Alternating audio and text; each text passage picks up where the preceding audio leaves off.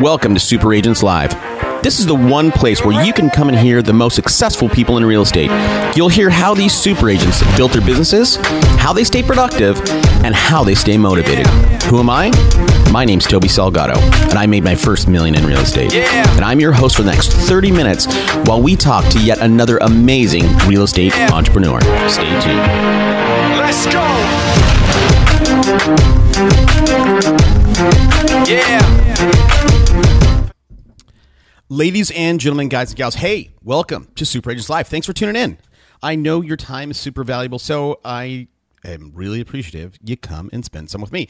Hey, look, today on the show, man, I've been having all the big trainers in the real estate world come on. We've had Mike Ferry, we've had Tom Ford, we've had Bob Corcoran. Today's guy is a guy that he's actually got a really big platform. I didn't know how big this guy was until we actually started talking. So his name is Tim Harris. If you don't know who Tim is, you should go and look him up. Today is kind of a first, right? So our show runs long. It always runs long. You know, it's always in my my music, I'm like, hey, for the next 30 minutes, you're going to spend time with. It's never 30 minutes. I feel like actually it takes me, 15 to 20 minutes to really break into that person and get them going. And most of the time, the ends of my episodes, my interviews are that's where the fire's at, man. We might get some meat in the beginning, but the fire, that's when I can wrangle them up. So today is part one of a 2-part session. Tim and I spend 2 hours on the phone. And look, at the end of our first hour, I was like, dude, we got to wrap it up. And I know there's more. And he's like, let's go part two. Part two. And I'm like, let's do it. So that's what we did. All right. So before we get to it, if you're new, hashtag for the show. It's our hashtag. We own it. Unpack that idea. If you listen to the show, I say it all the time. I'm like, look, unpack that for me. I don't let people get away with just telling me something. I'm like, unpack it. I make them break it down and find out what's meaningful for you. So if you use that, if you tweet that hashtag out, it's a big follow train. You'll get new followers. I'll follow you. And seriously, people have gotten, I talked to one girl and she said, I used the hashtag and she added like 300 followers. So we have a very, active tribe on Twitter, so I'd love to see you there. All right, hey, let's get to part one, Tim Harris.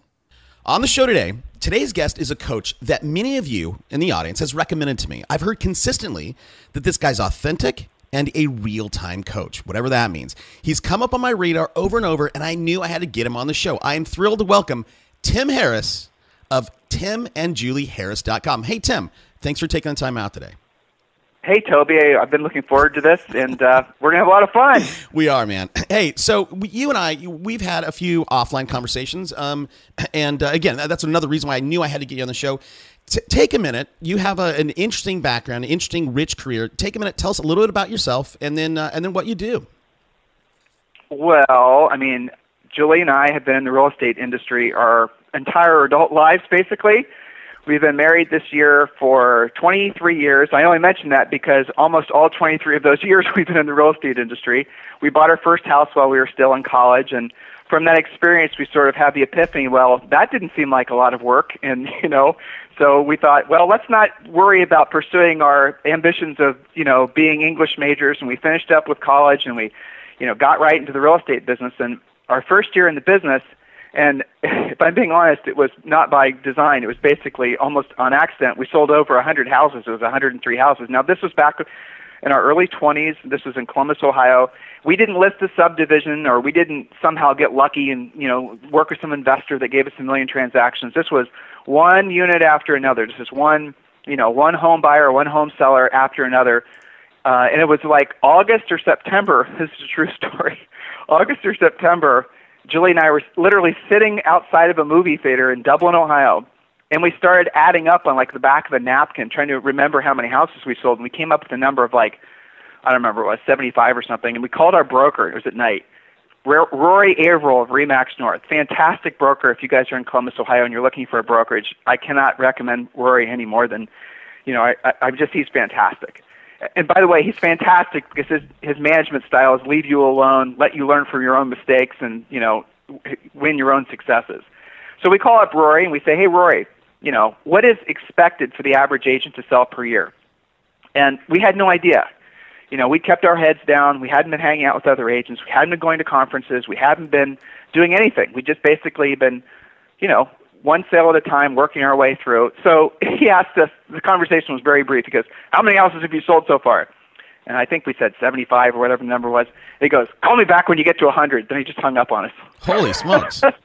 Yeah, but it was awesome, though, because we didn't know 75 was good or 100 was great. We didn't know any of those things. So I said, okay, watch our movie. And then, we eclipsed 100, and then word started, creeping out that what we had done, just different things. And one thing led to another, and then we were, Howard Brinton Stars, National Association of Realtors, has over the years, they did 2, really nice stories on us. We did a speaking tour back, and after this happened, we wrote a book called 0 to 10 million in 1 year. We did all these other types of things after that, and really by accident, people started asking us, now this was back in the 90s, agents started asking us, it was called shadowing then. This was even before there was real formalized coaching. So, can we shadow you? So they'd come out and spend the day with us. And then one day we were Howard Brinton Stars, and we were at this Howard Brinton event, and Howard was up on stage announcing his new, God rest his soul, he was announcing his new coaching program. Julie and I were in the back of the room, wearing any of you guys who know about Howard Brinton Stars, the stars always wore black polo shirts. So we're in the back of the room and are sweating our butts off in our black polo shirts. And I remember Howard said, I'm doing this coaching program. It's going to be this and it's going to be that. And then those of you who are interested, I'm about to take a break. Come up and give me your business card. But I remember the audience was maybe 1,500 people. Like 1,500 people just mobbed Howard on stage. This is Howard saying he wanted to take on like 20 or 30 personal clients. He got mobbed. Well, at that event, people started approaching, agents, the attendees started approaching Julie and I, asking us, will you guys consider coaching me? And I thought, well, okay, we'll give it a try. And then quickly, now this was probably about 98, I'm guessing, 98, 99, that business, to no fault of our own, just basically took off, honestly. And it was almost on accident, because we didn't really have the thought, well, let's be real estate coaches. It just sort of happened organically and blossomed from there. That's really how it happened. There's no real incredible, story behind it. It was basically by accident. But since then, we were able to grow it and mature it, and we've had thousands and thousands of realtors as coaching students. Yeah, no, that's interesting. So number one, when you were selling real estate, you had no frame of reference whether 75 was good or not. Although you were very deliberate in going out and selling that 75. What are some of the things? I mean, what made you? How did you guys do that? Well, I think really what you're asking is what was our motivation, right? Yeah, we can talk about motivation, but really, I'm talking about mechanically because again, I see this very deliberate thing on this side, right? Selling the 75 houses. Okay, I'm sorry, I understand your question. Okay. Yeah, okay. The number one thing was really kick-ass lead follow-up, honestly. Got it. That was the main thing. Lead follow-up, we started using an IVR service called 1-800-HOME-HOTLINE.com. We started, basically we started forming the real estate system now that we coach other agents to. But we were able to identify, what we made a list of, Toby, was all the things that basically come up in a listing presentation or prior to the listing presentation that were kind of, stress events, right? So a seller will ask you, why should I list my house with you? The seller will ask, cut your commission. The seller will ask all these types of questions. And so we wrote all these things down. And then what we did is really at that point, through getting to know people around the country who were always also top producers, because RE/MAX had flown us out to Colorado, and we did this speaking thing at RSN, and from back when RSN was around. And anyway, we started meeting all these other top producers, and we saw how they did their businesses, and we started essentially employing some of their best practices idea, and we brought those back to Columbus. So we were able to basically offer our marketplace, the sellers specifically in our marketplace, USPs, which stands for Unique Selling Propositions, which is a term from Rosser Reeves. We started offering those in such a way that we were very compelling. So I think what we did, number one, is great lead follow-up. Number two, we were offering something unique to the marketplace, as we still are in our coaching business, ironically. And number three, honestly, Julie and I, back then and still now, are just hard workers. We just really are very focused on goals, very focused on really enjoying life. And really, to enjoy life, you have to have money. But the irony of it, the bottom line was, back then, when our first year in the business, We were just trying to pay off our student loans. And we had, $30,000 in student loans. I'd gone to Ashland, Otterbein, and Ohio State, and, we just wanted to pay off our student loans. So we earned hundreds of thousands of dollars our first year in the business, and we had the money, obviously, to pay off our student loans. True story. We go to in the backyard. I get some lighter fluid. I threw a match on the student loan books, and the things wouldn't burn. That's the truth. They're coated with some kind of paper that was supposed to prevent them from burning. But anyway, that's weird. So that was it was a combination of hard work, offering something unique to the marketplace, great lead follow up, and really a burning desire to make something really great of ourselves. And we knew we could do it. Yeah, that's I mean, reaching your own potential. But look, at the end of the day, right? It's that hustle, and that is the thing. You and I talked offline, and when it comes to selling real estate, there's really nothing new, right? I mean, it comes down to really kind of the same kind of basic things in a lot of ways. It's the hustle that you can't teach people. Throughout your career in coaching people, how do you? Toby, I think you can teach people that, to be honest with you. Okay. You have to basically, and I'll tell you, it's something, you just touched on something that is a real hallmark of a really awesome topic, and I'll kind of go through it quick for the sake of time. Many agents don't want to be perceived as being salespeople. I went through this back when Julie and I were in our early 20s. I totally get it. You're worried that if you're overly, and the words that agents use when, I don't want to seem overly aggressive, or I don't want to seem all these sort of negative, descriptors. But the reality of it is just the opposite of what we think. So you can teach someone the hustle. For example, you make your own lead follow-up rules. And one of the things we teach our coaching students, for example, is when you get a lead in from, say, 1-800-HOME hotline or any kind of lead, you follow up with them immediately, right? The exception being is if you're with another client. But that immediate lead follow-up, Toby, makes all the difference. And if you don't mind, I can take you through a real quick script that agents seem to really, okay. Love it. All right, so 800-HOME hotline. You guys got to check it out. The way it works, basically, IVR technology has been around since the 70s. The gist is anytime you call an 800 number, any kind of toll-free number where the owner of the number is paying for your call, you can't block your number. So this IVR technology works around the premise that you have a rider on your sign, and the sign rider says, for free 24-hour record info on this house, call, and whatever your unique 800 number is, and whatever the unique extension is for that particular house. This technology has been around forever. It's not new. It's what happens afterwards that's really the secret sauce. So someone's parked in front of your for sale sign. Someone calls the 800 number, a buyer, right? Yeah. They're interested in the property. It's a new listing. So you call them back right away, and by right away, so you get the SMS. It tells you what phone number that they're calling from, and it tells you what extension they just dialed. You then, as the agent, pick up your cell phone, and you call them right back, and this is what you say. I'm going to run it both ways for the sake of time, so I'm going to role play with myself, if you will. Sure. So ring, ring. Hello. Hi, this is Tim Harris with ABC Realty. As a courtesy, when people call our 800 number, I give them a quick call back to see if any questions about the home they called about. Now, in the descriptor, when they called and listened, you'd given them the broad strokes of it. You haven't given them the price, but you gave them a price range. So, 300 to, say, 330 would be the low 300s. 330 to 360 would be mid 300s, because you have had to have done a very brief audio recording on this house. That's what they heard when they hit the extension. Right. So they'll say, well, yes, is the house currently available, or what's the asking price, or whatever the question they might still have. And you say, excellent. Let me check to make sure the property is still available and confirm the current offering price. Remember, you can run these ads, these types of ads I'm talking about. I was talking about putting this on a sign writer, but you could also do this on an actual ad. You could lace this 800 number to your actual ad. So they'll say, well, what's the current price? And you say, well, that's a great house. Let me check to make sure it's still available and find out the current price. Then you say, here's the secret sauce part, Toby. Okay. By the way, which house in the neighborhood are you thinking about selling? Now, right? So most agents, what they're going to do is they're going to try to form this sort of artificial relationship, and they're going to try to basically feed this information about the house, and hopefully the buyer lead likes them, and maybe, all these other types. No, get it out of the way right away. By the way, which house in the neighborhood are you thinking about selling?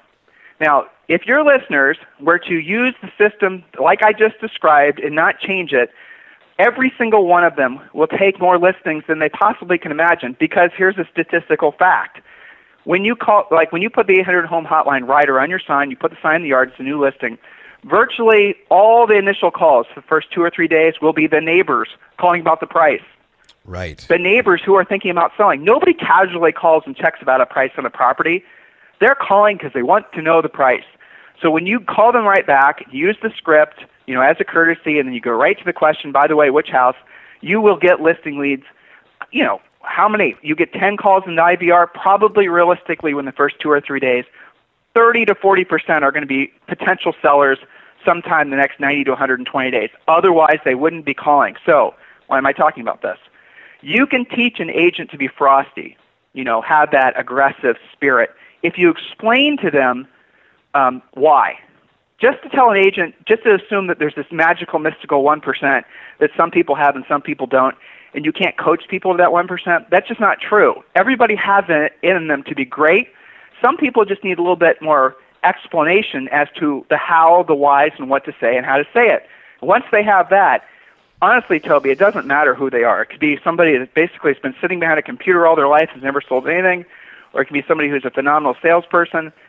Everyone can be, if they understand the background behind it, told what to say and how to say it, and they can get the same result. That is the truth. Interesting.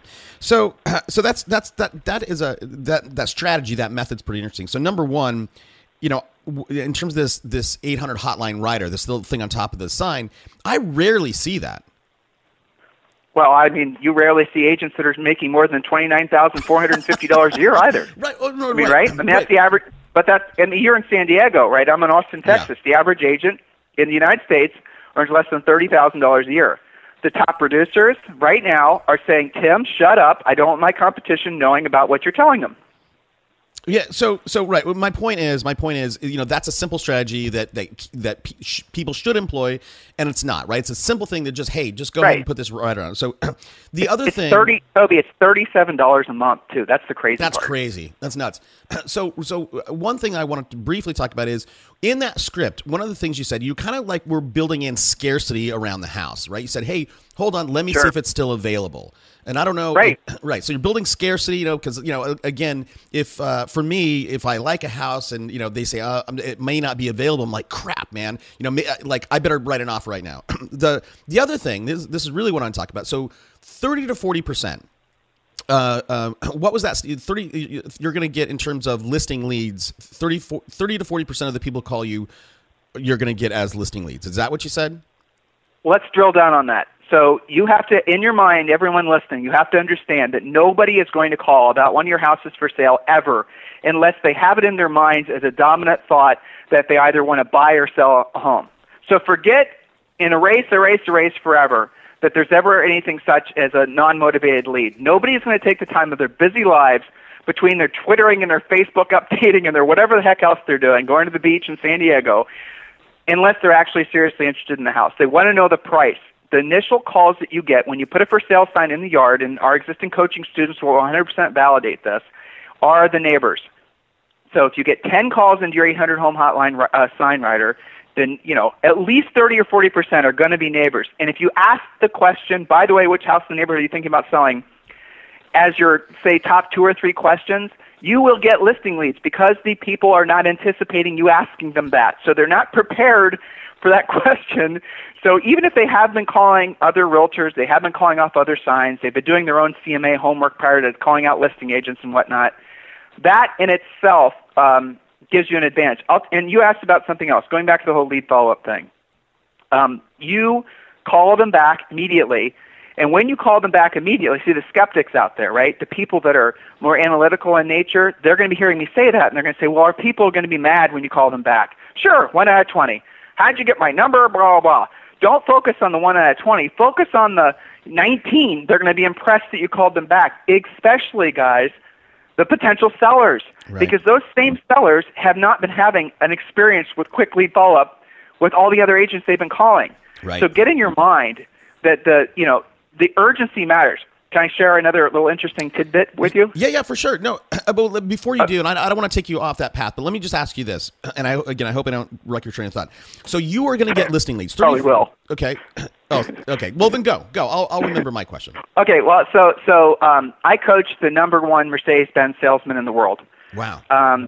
Really great guy. Well, but here's a true story. Julie and I were saving our house, and this was so we'll do complete transparency. This was our house that's basically, on or near the beach in Laguna Beach. It's a place we keep just for summering, and we go there, 2 or 3 months of the year. So we're sitting in this place, and I'm thinking, well, we need to get a new Mercedes. And so I see an ad or something spawns my, I send an email to Fletcher Jones Mercedes-Benz in Newport. I get a call back. Now, this is true. I was literally on the computer, Toby, and I hit send. And then probably within a minute or two, ring, the phone rings. Julie answers the phone here in the background, and hello, this is so-and-so from, Mercedes-Benz dealer, and Julie goes, oh, you're probably calling for Tim, and so, because I love cars. So she gives the phone to me, and sure enough, the guy was calling me back immediately, and I just hit the web for him. I had given him brief financial information, where we lived, what our income was, blah, blah. Here's this basic script. We have the car in stock. You're already approved. Would you like us to bring it by your house tonight? And it was 6:30, 7 o'clock at night. Wow. That makes the difference. Now, this guy sold more Mercedes-Benz than even Mercedes-Benz sales guys in Germany, right? This guy was phenomenal. Why? He didn't give the great price necessarily. I didn't even price shop him, if I'm being honest. He didn't give anything. He was urgent. He got to the lead first. And that validates every single study ever done about how people go about choosing an agent. Most people, Toby, work with the first salesperson that they meet. Yep. I believe it was National Association of Realtors. There's been lots of studies that have been done on this. But in essence, if you, agents, get in front of someone first, yep, they will choose you to work with, even if you're not the most experienced, even if you're not the most skilled, even if you're not the number one this, even if you haven't been in the business forever. People will work with the first person that they meet. Even if they talk to other realtors after they've talked with you, they'll work with you. So in a way, understanding that is a beautiful thing, because then it's very clear in your head that the key, or I'd say one of the keys to being successful in real estate long term, is to get to the lead first. You do that, you'll win. I totally agree. I think that stat is 89%. 89% of the people will work with the first agent they meet. And that's why crazy things, little things like, if you are starting out, or, you're that person who makes $29,000 a year and you don't know what to do, if holding an open house, right? I tell my coaching clients, here's what I tell them. I say, hey, go look at the new listings, search for the one that you feel is the best value, the best deal, and go to that person and try to hold that house open. And, and as people, and you obviously have to promote it, people come through, you're the first point of contact, and bang, you have a new buyer lead. Let me go back real quick. This is the last question I want to ask you about that 800 writer thing. So you're going to get leads from that because you have that script. You're going to ask that question. What house are you thinking about selling in the neighborhood? Now, right. So would it make sense then? One of the things that I tell my coaching clients, I go, look, man, if that person wants to overprice their house, don't waste your time with it. But maybe no. I mean, am I being rude? I'm probably being rude. No. I didn't mean to interrupt you. No, I'm sorry. We've had tons of conversations we can do. I love this flow, so that's fine. Okay. All right. So listen. Wait, hold on. Let me finish my question because you're on top of it. I want everybody to catch up. So the question I was going to ask is, somebody has an overpriced house. Should you list that house and put your sign in the ground just to have that writer, right, to claim that real estate so that you do get that, those phone calls and you're able to potentially capture those listing leads? Okay. So here's the reality of it. I mean, if you overprice a listing and it's for sale in the first couple weeks, maybe a month that it's for sale, it does start to become stale. And the way we have tons and tons of different scripts, and I guess another reason that people choose us to be their coaches, Toby, is that we do have scripts, but we don't ask anyone to memorize them. We want you to internalize them and personalize them. In other words, you won't use a script that's not your own words or doesn't flow with how you talk. And we have coaching students. We have coaching students in Wasilla, Alaska. We have coaching students in Hawaii. We have coaching students in Canada. We have coaching students in Texas. We have coaching students in New York City. I have a coaching student right now who's working with Bono and Jay-Z trying to find a property. And, so anyway, the point of it is you take a script and then you personalize, you internalize it and then you personalize it. So when you're looking at a situation where basically a seller wants to overprice a house, the gist of it is you have to be 100% honest with them, but you have to be very careful in the words you use. So the first question, Toby, and I'll ask you this, is why does a seller overprice? What's their real reason? And the answer is not because they want more money. Why does a seller overprice a house? Look, here's what I think. I think that both buyers and sellers do not live in the present, right? So sellers look, they still live in 2006 when their house was worth, 1.2 and now it's worth 800.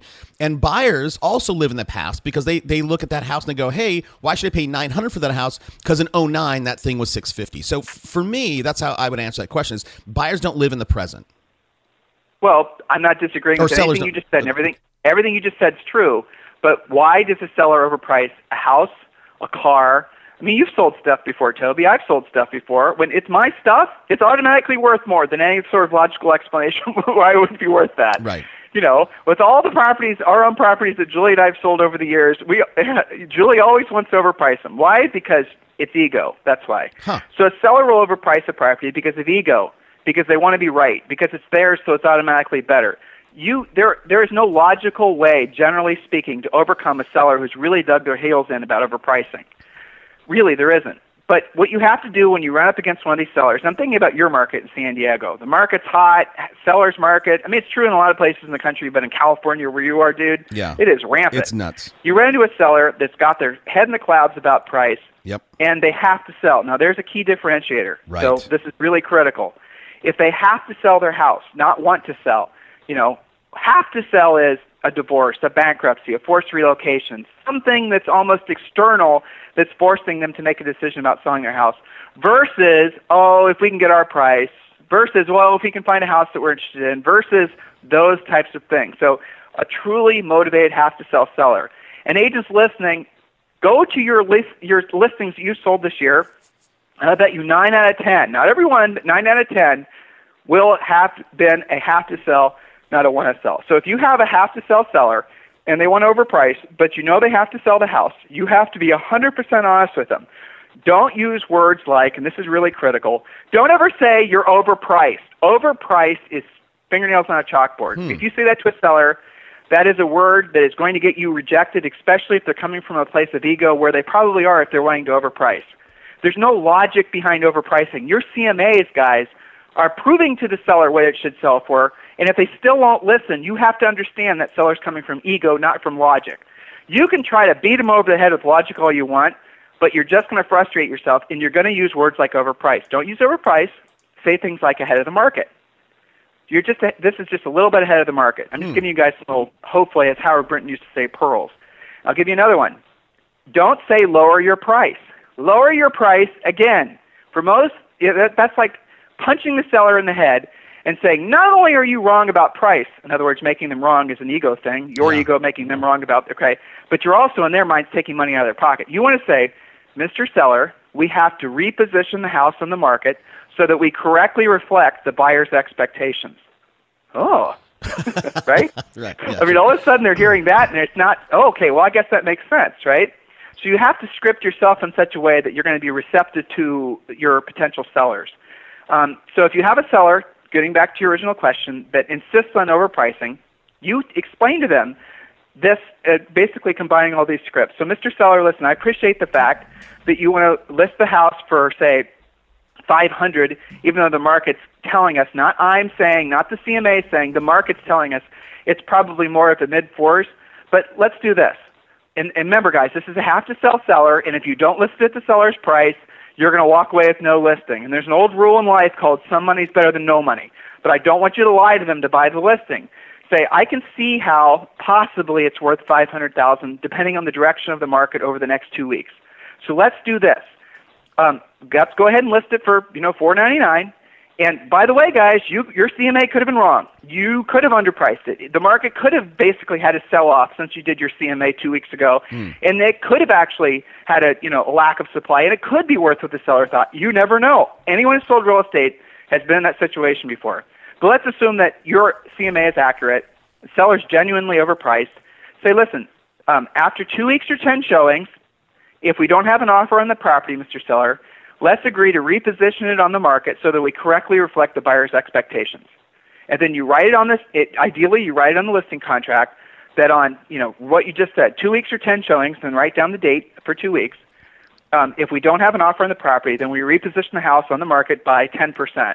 Now you can, vacillate on that. You can go, like I have coaching clients in Manhattan, and they're listing properties for $5 million, $6 million. I've got one guy that's chasing a listing right now for $13 million, and I've got another coaching client in California who just listed something for $22 million.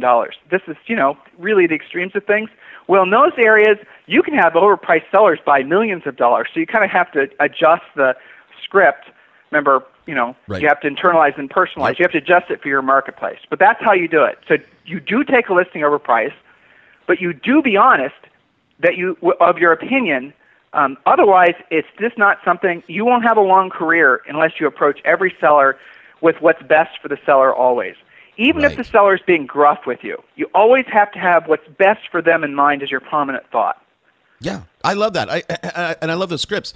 So that's perfect. So you do take that overpriced listing. You manage their mindset as you go along. Even though and the other thing, okay, you win because you gain that real estate. You get your sign in the ground. You get that 800 hotline rider on top of it, and and you're beginning to show some expertise in the neighborhood, right? Because people drive by, they see Tim Harris, and they go, "Man, that guy Tim is everywhere." Look, let me go back something really quick about your career. Right? You had this very interesting career. You had this first breakout year, 100 plus houses, and then you do something, and it's worked for you, Tim. But here's what I see agents do, and really, this is all entrepreneurs, right? It's that shiny object syndrome. They're doing this, whatever they're doing. They see something that they think will be beneficial to them.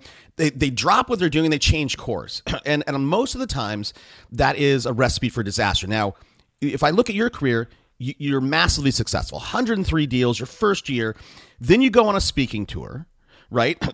For me, like that bright, shiny object, it's, that's why I started with being deliberate. And then you wrote a book and then you started coaching. Now you've made that work, but in terms of chasing, before I get too long winded with this, tell me sort of just what you and Julie were thinking when you did the speaking tour, then write the book, and then you kind of transitioned into coaching. Oh, interesting question. And by the way, long-winded's my end of this interview, not yours. Sorry, man. I know. It was about you. No worries. You're asking, basically, if I understand correctly, you're asking what made us go from, well, okay. So if you read that interview that NAR did of Julie and I, and we were, I don't remember what year it was, 98, I think, 97 maybe. I don't remember, honestly. Back in the 90s. We said in the interview that we basically were thinking that we were going to stay in the industry for, roughly 7 to 10 years. We didn't have, and I probably didn't really think out that what I said back when we, were making that statement, but it worked out to be that way. And I guess, the reason that we transitioned from one to the other is because we'd accomplished our goals in the real estate business. That's the honest answer. Got it. When we were selling real estate, after we sort of fell into 100 houses our first year, and obviously, guys, it wasn't a fall into, we worked our butts off and a whole lot more.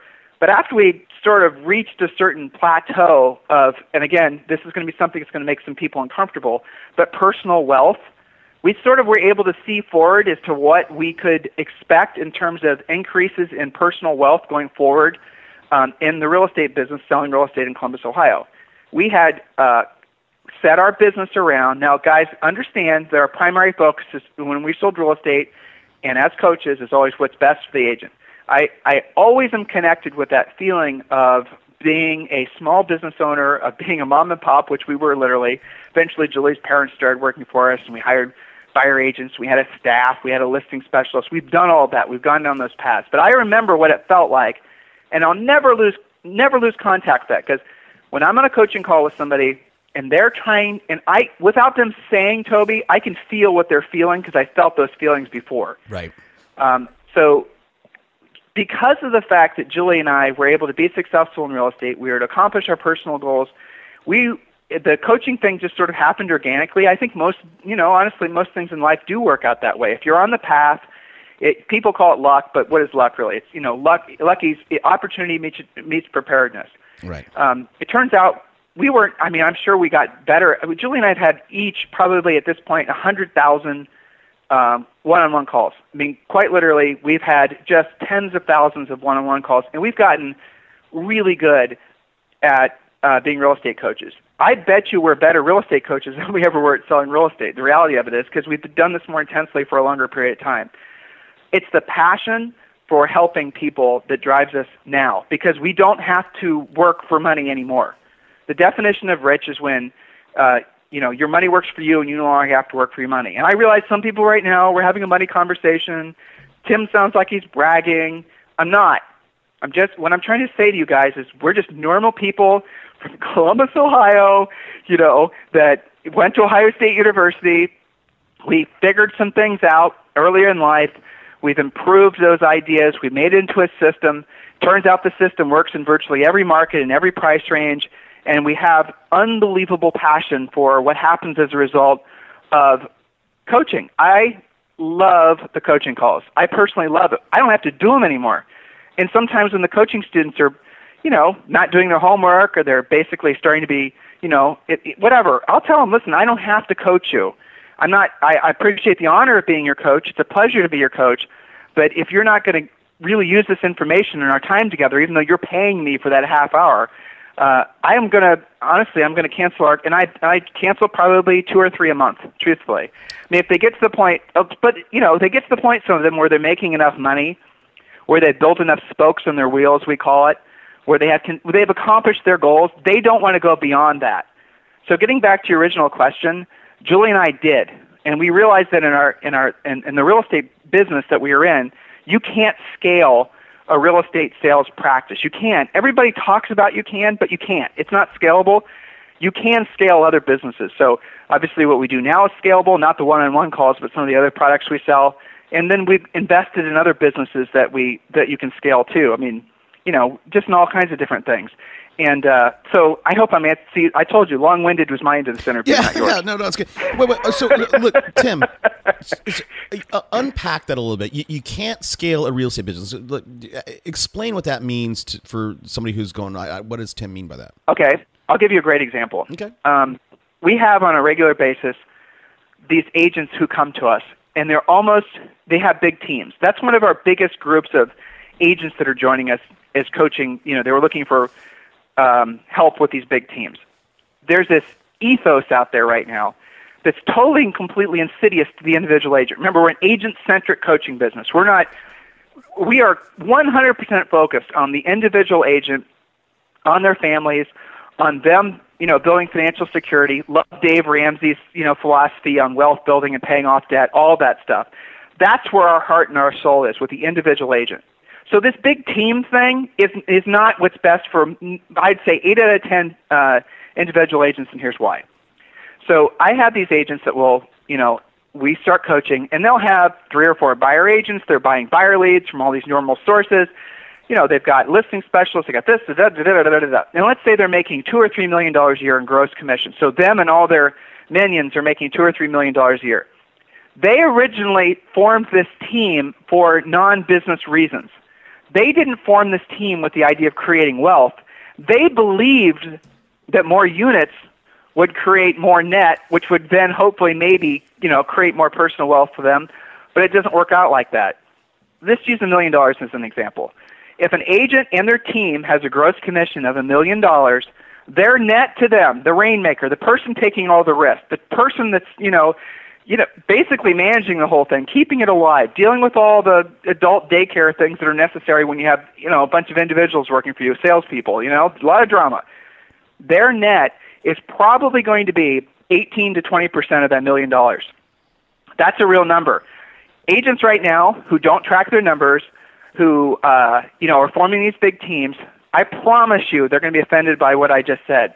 So before you send Toby emails or me emails, do your own homework. I'll tell you somebody who is really honest about it. Listen to the interview that I did with Pat Hyben.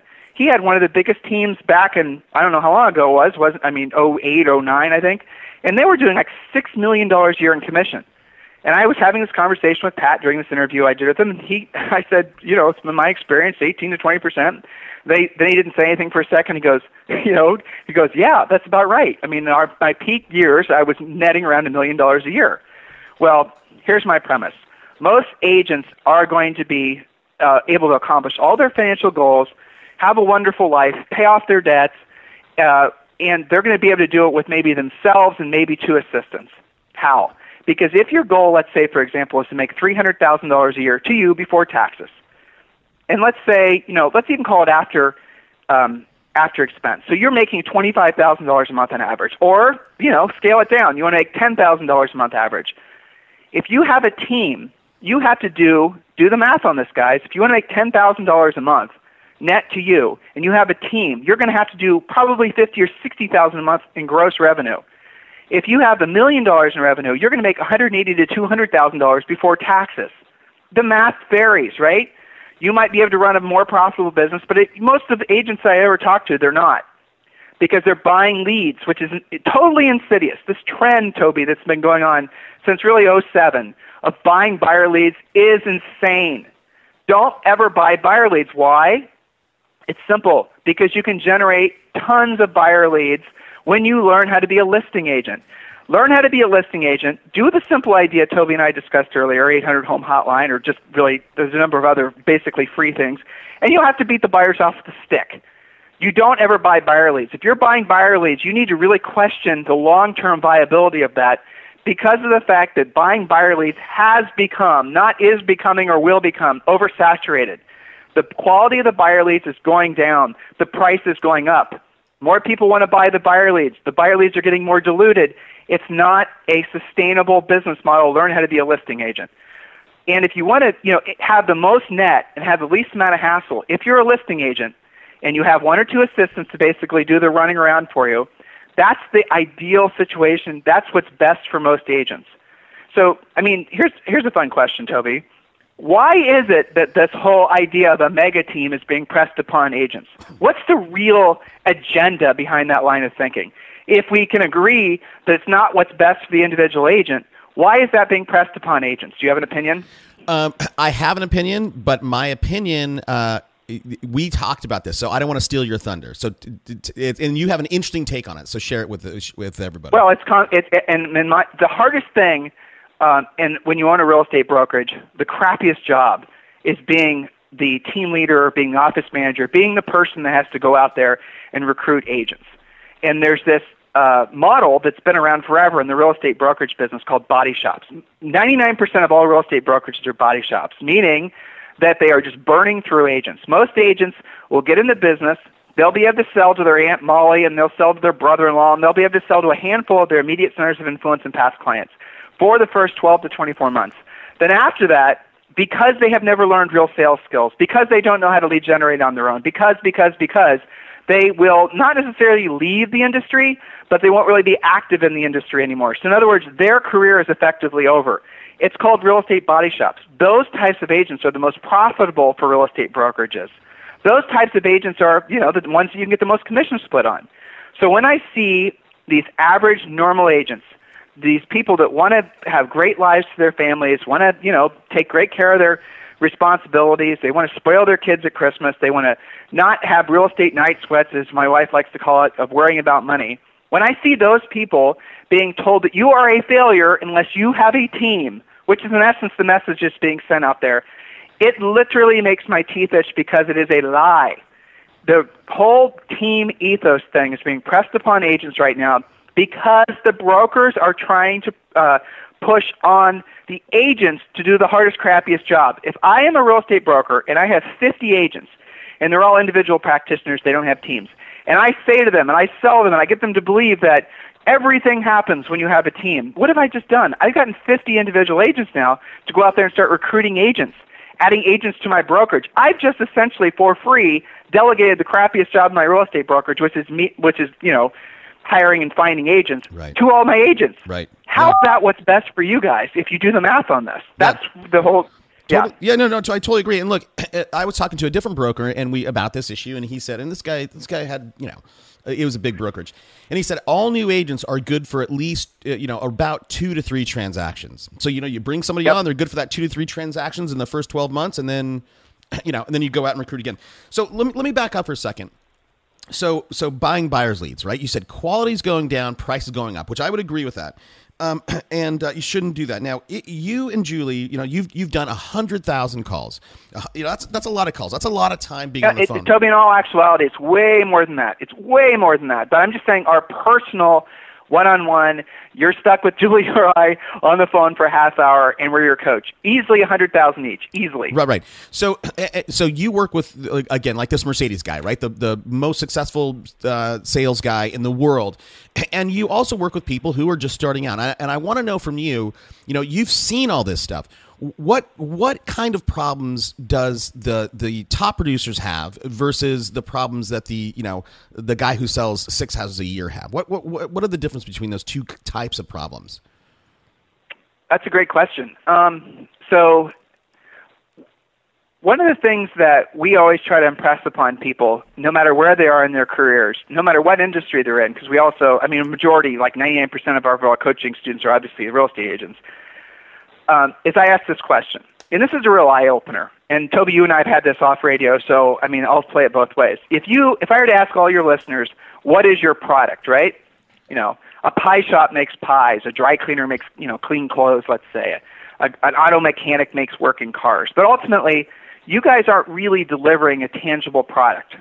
It's intangible. You're just getting in the middle. You're essentially, let's say, if you're doing your job correctly, bringing a buyer and a seller together, and you're doing it in such a way to make the process go smoothly for it's less stress for everyone so both sides can accomplish their goals. Let's just say theoretically that's your primary focus. Okay. I ask you the question, what is your product?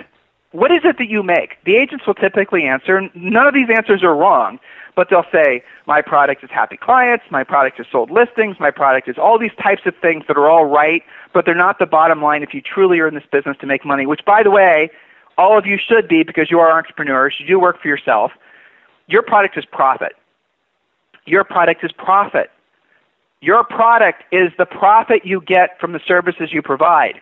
If you don't have enough profit in your business, again, this will make some people uncomfortable, but it's because you have yet to learn how to service people at a high enough level that they're willing to use you to perform the real estate transaction. If you don't have the financial security, if you have not gone to the places in the world, if you don't have the things that you want in life, and all these things, assuming you're comfortable with the idea that you like stuff, and we're spiritual beings and physical manifestations, and we need stuff. We need houses, we need shoes on our feet, we need cars to drive. It might as well be nice stuff. Can we all agree to that? Sure. Yeah. So if you're in that situation where you don't have what you want in life, it's because the simple fact is you have yet to learn or accept, or maybe in many cases no one's told you that the key to long-term financial success is learning how to provide a service that hundreds, if not thousands, if not hundreds of thousands, if not millions, and maybe even billions of people are willing to pay for. You can do that in your real estate business. You can do that in your individual. You have to do that through providing superior service. You always have to have the best interest of the client at heart. It's God's work in a way. Okay, now I know some of the people are going to go, oh my God, Tim's on a tangent. Maybe I am. But the reality of it is that when we help somebody with a stressful event, and buying or selling real estate is a very stressful event, we are doing God's work. We are. It's a very stressful event, and if we can make that experience something pleasurable, something that doesn't hurt their family or doesn't cause them stress, that is something that is an honor to provide for folks, right? Yeah. That's the mindset. Yeah. Got it. So the product is the profit. You don't get rich selling real estate. That's another myth.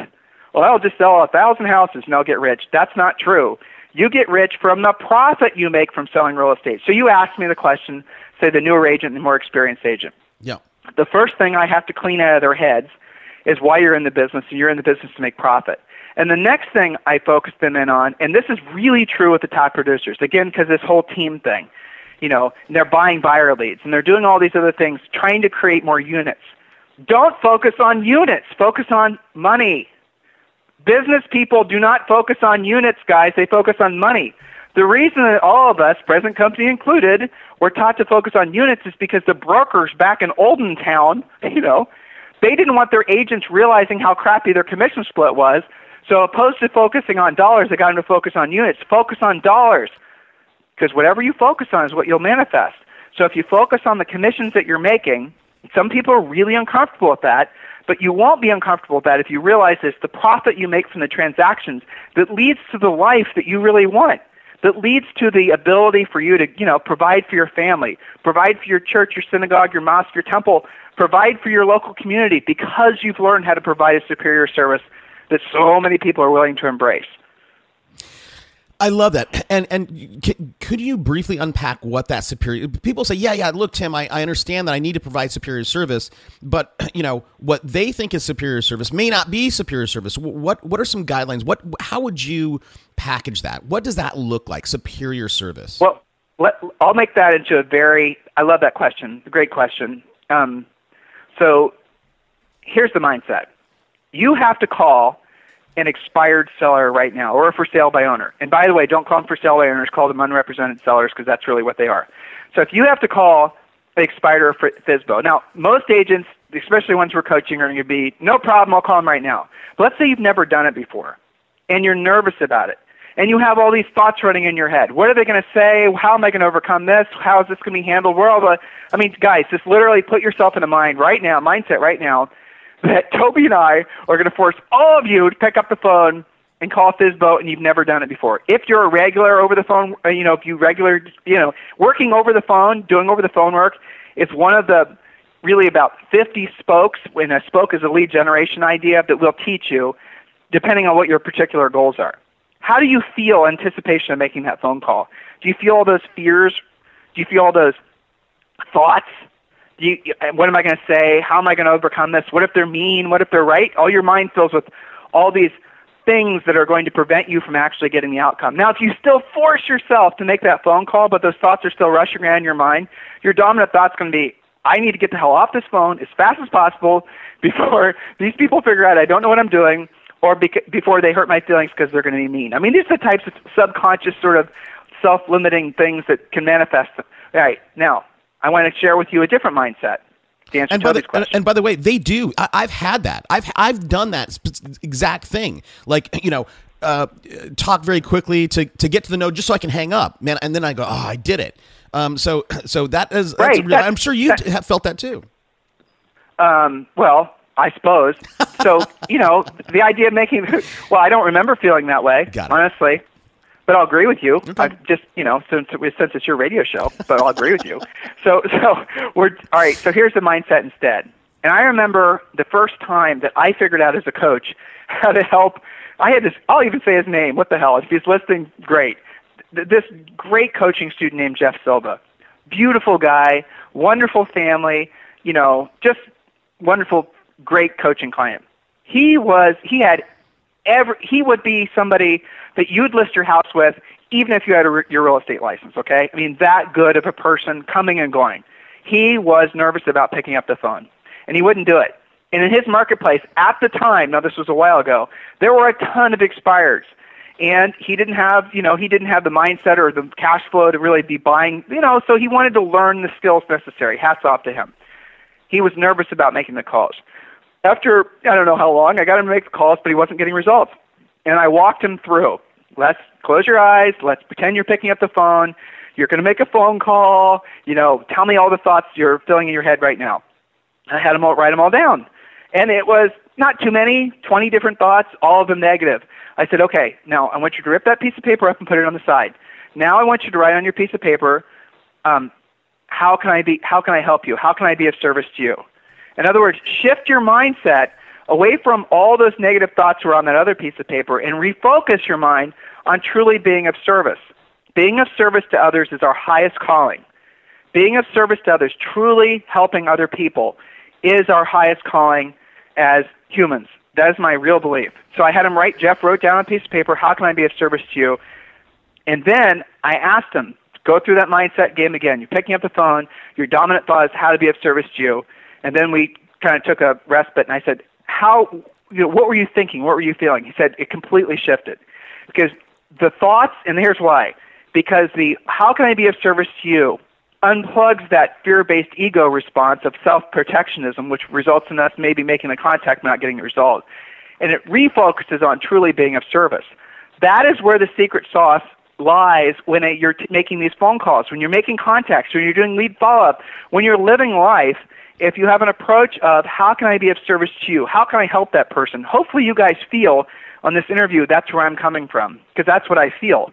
How can I help you? I know there's skeptics out there. I know there's people that are listening and they're saying whatever they're saying in their heads, but understand where I'm coming from is I want to help you as an individual practitioner get better at your job, because so more people do business with you, so you can have a brilliant life. And, whatever your bucket list items, you completely, totally do all the, not just your bucket list items, but the people you care about, love, because the real estate industry is an amazing thing.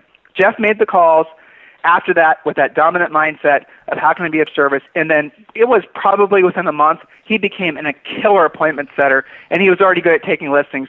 So that basically was the missing link.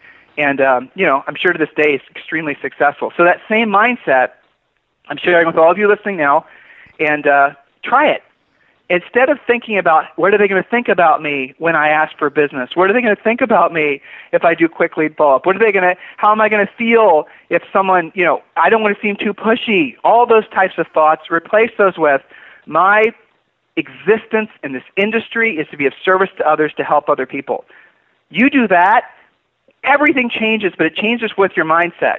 Then all of a sudden the skills and the scripts and the listing presentations and your pre-listing pack, all of them make sense because you're there truly to help people. Yeah, and you get paid in some cases a crazy amount of money for doing it. That's good job for you for choosing a great industry. Right, there you go. I mean, look, so you manage that mindset and couple it with the idea that your product is profit, right? And you focus on that money. You're focusing on two things. And I think a lot of people think, focusing on money and then focusing on great service are at odds with one another. But I know, but that's false thinking. I agree. That's like, yeah. Sorry.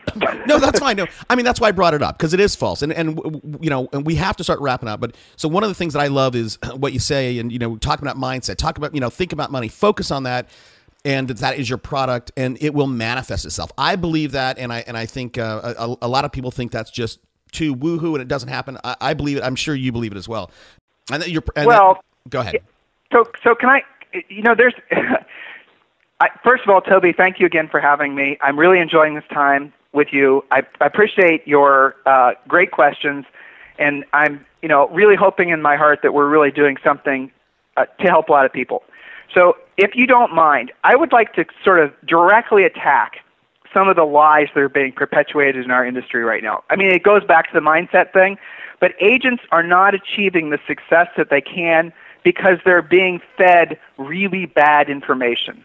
And if you don't mind, and we won't go negative, even though that sounds like a negative twist, but I'd like to kind of address some of the sort of widely spread myths about what it takes to be successful, not just in this industry, in life. Do you mind? No, I'd love it. All right, so I'm going to focus on one that a couple things. A lot of times, I'll tell you, this is a true story. You know who Tim Ferriss is, 4-Hour Work Week? I'm sure you do. Yeah, of course.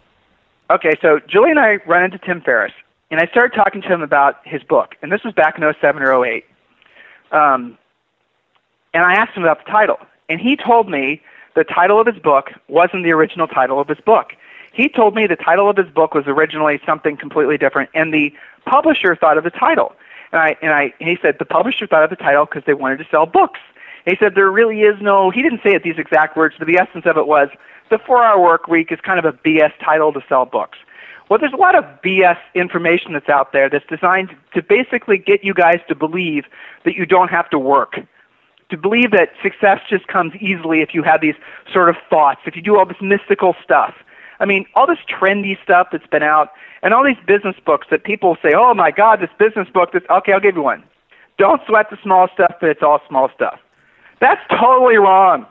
Sweat the small stuff because that's where the success is. Don't sweat the small stuff because it's all small stuff. It's not all small stuff. It's the small stuff that makes you different. It's the small stuff that makes you successful.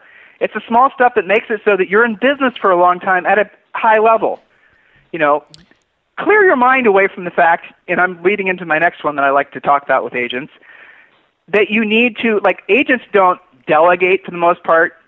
They abdicate. In other words, they basically will assign the task to somebody else, whether they're on their staff or whether they're, some third party, and they don't follow up because we've been taught over the past probably 20 years that micromanaging is bad. Not true. Anybody successful that you'll ever meet in life, from the President of the United States to billionaires, they all are chronic micromanagers. So there's an old Ronald Reagan saying, trust but verify. You guys, that's another good one. So you can delegate, don't abdicate. In other words, don't give the responsibility away of completing the task. You have to assign it to somebody. Then you have to micromanage them so that you basically can get the task done at its highest level. And you have to trust the person you're hiring to do the job, but you have to verify that it's being done correctly. So the idea that you can have a 4-hour work week, that you can sit around, hire this legion of agents to do all this work for you, you can sit around the beach and pick lid on your toes, I suppose you can, but you won't make any profit. And if you're running a profit-driven business, which hopefully all of you are, in other words, you're taking off the top of every single real estate transaction. You're paying yourself first. You're taking off 10%. You're taking off 20%. And as you pay off your debts, as you build your 6-month savings plan, as you pay off your house, as you get wealthier and wealthier in essence, then you can start peeling off more. And here's an interesting fact. The more money you have, the less debt you have, the easier it is to earn money because the money that you're earning is more fun. It's not going for paying off student loans or paying off mistakes from the past. When you have no debt, you actually have a tendency to earn more money, not less money, which is the exact opposite of what a lot of people think. If they have no debt, they're not going to be able to earn money because they're going to somehow not have to work. The exact opposite happens. So on the other side of financial independence is where true wealth creation begins. There's a lot of stuff there. So let me ask you about the delegate, don't advocate. So delegate, don't advocate. Sweat the small stuff. Now for me in my life, Tim, I'm sort of an 80% guy. I do a lot of different things. I will get it 80% there, and that last mile, right? That last 20%, which is all the small stuff, I tend to just sort of I don't do it. Now, in a lot of ways, whatever project I'm starting or company deal I'm doing, whatever, that last mile, for me, it doesn't just the reward for the work doesn't pay off for me in my mind. What are your thoughts on that? Well, how far, what, in terms of sweating the small stuff, how small are you really talking about? Every detail. Every detail matters. Right now, I'll give you an example. I just glanced at my email. I have one of my coaching students in New York who's creating his pre-listing pack. So part of our coaching program is we give people a done pre-listing pack, but you obviously have to then personalize it with your own information. And he's asking all these types of questions too. What matters? And now we're talking about colors of the, backgrounds and just different things. And the color that sells best and always will probably is blue. The certain shade of blue that you see on the on button on digital devices, the Facebook like button is blue. You'll see this blue. So I said, use this blue. And he goes, no, I like the color teal. And I said, listen. And I sent him some links to the psychological studies that have been done on this one tiny little detail that most agents would assume didn't matter. And it does matter. It's a detail. It's a small thing. It's something, again, that people take for granted. But every tiny little thing matters. You're in a highly competitive industry. And because we're in the very beginning stages of what's going to be another 7 to 10 year real estate boom, you heard me right? We're at the very beginning stages of a real estate boom. You have to make it so that people on a conscious and a subconscious level are attracted to you to do business with you. So it's all those tiny little details. And there is no such thing as done. I mean, there's no such thing as done. Your business will never be done. Your systems will never be done. Your skills will never be done. As soon as you say, I'm done, you're going to start failing. So always be looking for ways to improve. Always be looking for the next rung of whatever it is. It doesn't have to be a bigger house and all those types of material things. It could just be in your aptitude, your ability to service different kinds of clients, your versatility. Does that answer your question? Yeah, it does. It does, and I totally agree with that. I mean, on my website, right? My last company that I started was Task Hero. I spent a lot of time getting into the psychology of colors. When you have a call to action on your website, what color button should that be that would prompt them to move further on? So I agree with that for sure. Let's talk about the 7 to 10 year boom, right? So one of the things that I said in the intro on the last episode is that people, when people told me to go and get you, they said this weird thing about you're very time relevant, right? The sorts of things that you teach they work in today's market. Now, the things that worked in 2006 won't necessarily work in 2014. What do you see you looking forward to the next 7 to 10 years, Tim? I love that question. But that's an awesome question, Toby, because what you're really touching on is when somebody, so I'm going to put the self-serving hat on for a second, right? So when we're getting compared to other coaching companies, Well, a lot of times what you guys are looking at, and I'm going to move away from the self-serving thing just so that people will be more receptive to what I have to say, is that they are teaching you stuff that absolutely, positively did work in the past. There's no question that what worked in the past. That's the reason they are able to get longevity. So, there's the people that are selling you on the long-term referral systems and the, cold calling and the, all those types of things. They worked then. They don't work now at the same level. I'm not saying they don't work, but they don't work at the same level. So there's a great saying that we teach all of our coaching students that when the going gets tough, the smart leave. When the going gets tough, the smart leave. In other words, if what you were doing before doesn't work, if what you're selling real estate even doesn't work, you have to realize that it's not your job to dig your heels in and say, hell or high water, I'm going to make it work. I need to, you need to pivot to what is working. Real-time coaching is what we hear a lot from our coaching students. And I'll give you an example. Back in 2007, when the market basically, I remember September of 2007, I'll even tell you, I was on a coaching call with Mark Chandro in Long Beach. Mark was, making $100,000 a month back in the, back before the crash. And I remember virtually all of his transactions fell out. It's when the subprime lenders started to fail. It's when the whole house of cards started falling down. And, he was bummed out about it. I said, Mark, this is the greatest opportunity ever. Why? Because the market is going to shift to short sales, then to REOs, and it'll happen in that order. So we then started teaching agents how to do short sales. We were the first, as far as I'm aware, we were by far the first to market teaching agents how to do short sales. How did Julie and I know how to do short sales? Because we had to do short sales when we sold real estate.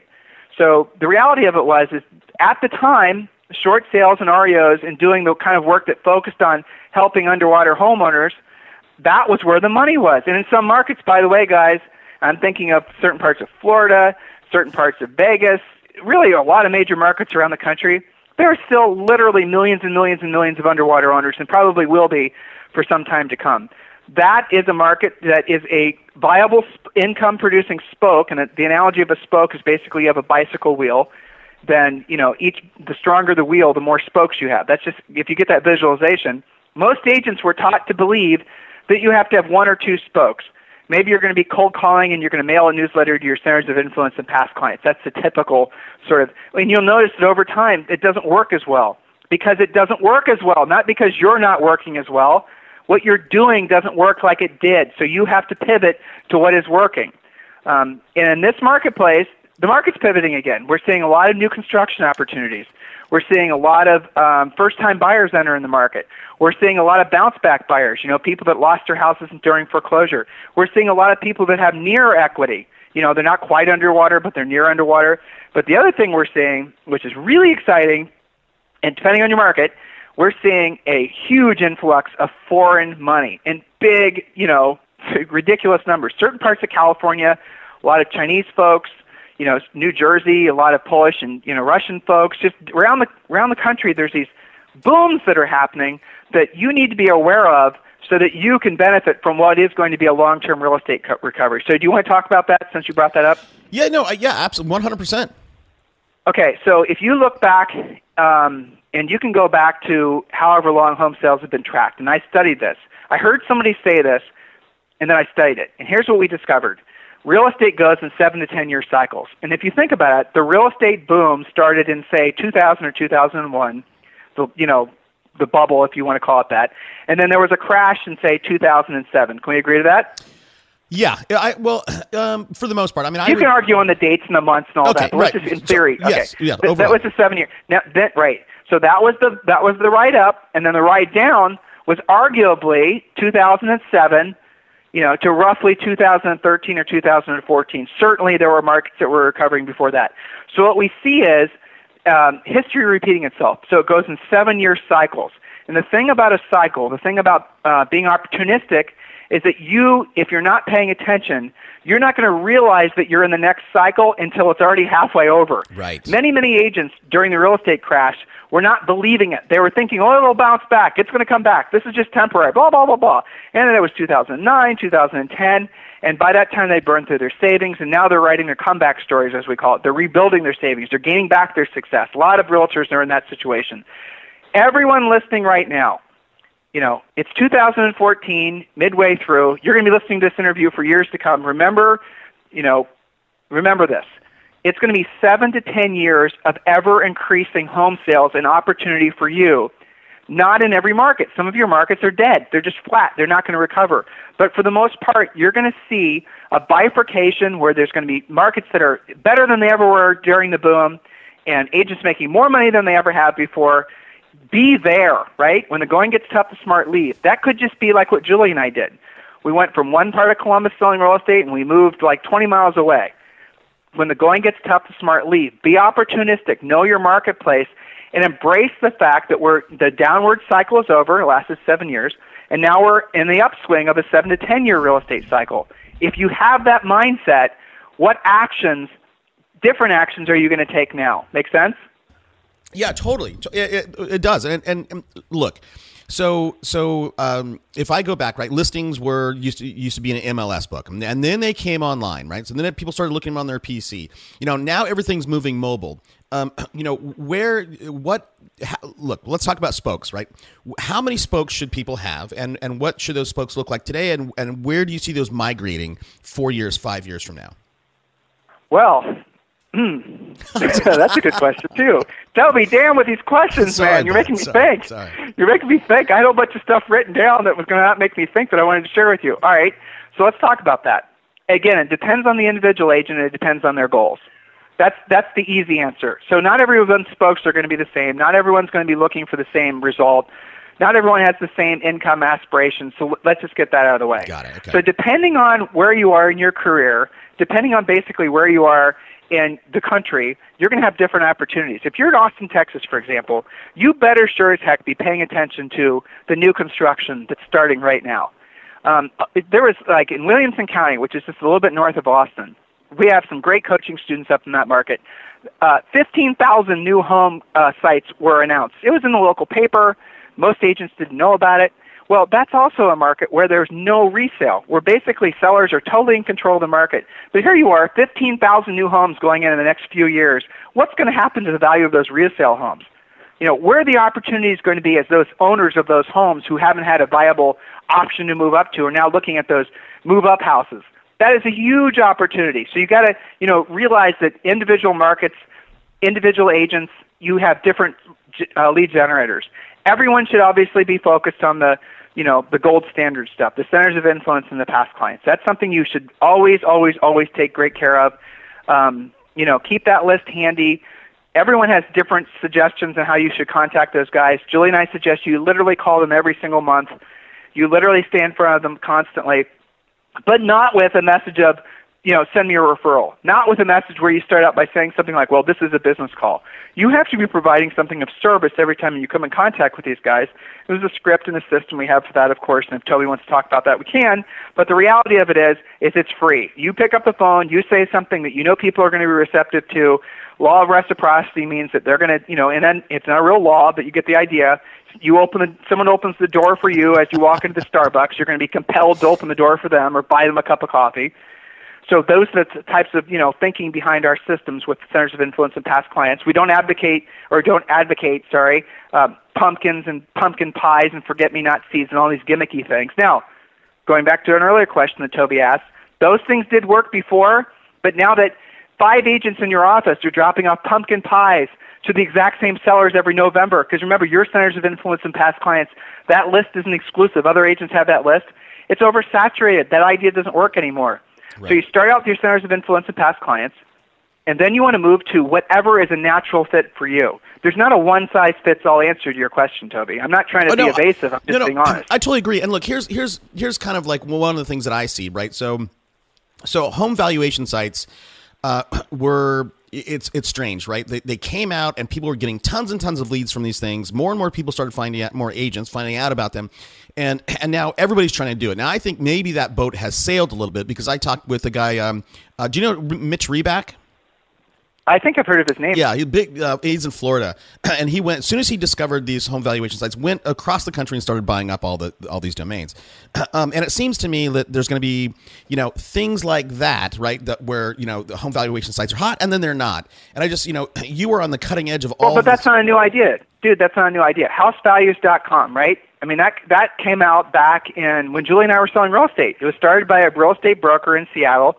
And, you know, I think House Values became part of Market Leader, and now Market Leader is owned by Trillia. But when House Values came out with that, it was, listen, in Columbus, Ohio, we were the first subscriber to housevalues.com leads.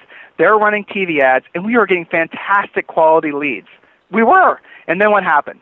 They started then selling the same leads to other agents, and then the lead quality went to crap because it was oversaturated. And then after about maybe a year, it just didn't have the same level of effectiveness. So that's what happens with a lot of these great ideas. They're just gimmicks at the end of the day. But you can make money from gimmicks, right? You can make money from gimmicks. Right, and I mean, you can ride that wave. I mean, going back to what you're saying, right? So if you go back into 2008, you know, you were telling people to start selling short sales. Now, you mentioned Pat Hyman in our last interview. And, you know, Pat's a semi-friend of mine. He's been on the show, and we've had lots and lots of conversations. Pat was... and you may know better than me, but what Pat expressed to me was prior to the crash, prior to getting into short sales and building that team, he was not really that big of a star, right? He wasn't. He had a mediocre business, but he saw that opportunity, jumped on it, and killed it. I think Leo Priya did the same thing. So, and that's sort of, you know, what do you see? New construction. That's a great thing to sort of focus on. What other waves do you see that might be coming down the road? I'm very interested in, pick a market, Toby. The question's too general. Pick a market. Pick a part of the country. Okay. Yeah, let's go. Let's go California.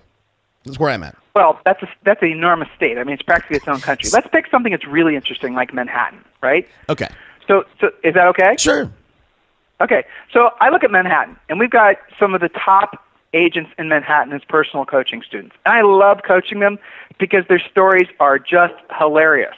You know, I'm on a coaching call the other day, and somebody's like, one of these coaches, I'm not going to say his name, but he was like showing Katie Holmes' properties. And, you know, he's telling me about the whole interaction between Katie and what she was looking for. She found this great condo that she liked, or apartment, of course. We're talking about Manhattan. They don't use the word condo there.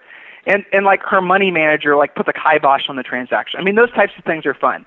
So in Manhattan, for example, this is something, you know, we're talking about short sales, so I'm going to kind of bring in two other things to this idea. If you guys were to do some homework and you were looking even in Manhattan where people say, oh, that stuff is on fire, things are selling so fast, there can't be any underwater owners, there are a ton of underwater owners right in the city in the most expensive, you know, cost per square foot area outside of Paris and Tokyo in the world is Manhattan. And so go to property records, find out what people owe, find out how many people are underwater. And New York also has, I believe, still the slowest foreclosure process of anywhere in the country. Start calling those underwater owners. They aren't getting solicited by anyone else. They know they're headed for foreclosure, and offer them your services. Use the scripts that we give agents to use. But I'll tell you another really interesting example. Because those houses of those underwater owners, because of the antiquated foreclosure process in New York State, there's a lack of inventory causing prices to go up. Figure that one out in your head. So tons of underwater owners, lack of inventory. Even though if those properties were for sale, that market would probably deflate a little bit. The condo conversions in Manhattan. If you are in Manhattan and you're listening right now, really anywhere in the city or down to Jersey, when you list a multifamily property right now, the opportunity is to figure out how to convert that to a development of condos. And there is so much money in that. When you look at, for example, some of these, I have students, coaching clients, that are working with developers who are walking into these situations where it's like an old apartment building or it's old whatnot, and they can take these and they can convert these and make literally millions of dollars of profit off of them. So depending on your market, like several of my coaching students, what I have them doing is hunting down, obviously, the underwater owners. And obviously, if the building is something they convert into multiple units, that's a cash cow. And then they get multiple streams of income. They'll buy the unit. They'll sell it. They'll sell the unit to a developer. The developer will then obviously convert it or restore it or whatever, make them into individual units, and then that same agent then gets the upside of the resale. Then a lot of those folks that are buying those, newly rehabbed apartments have properties to sell, and you can just basically wash, rinse, and repeat. In that particular market, that's a huge opportunity. Now, if you're like, for example, in, Austin, we mentioned that. New construction is where it's going to be at. Go to the new construction home reps. And a lot of these guys are brand new home construction home reps because the builders are just now adding staff.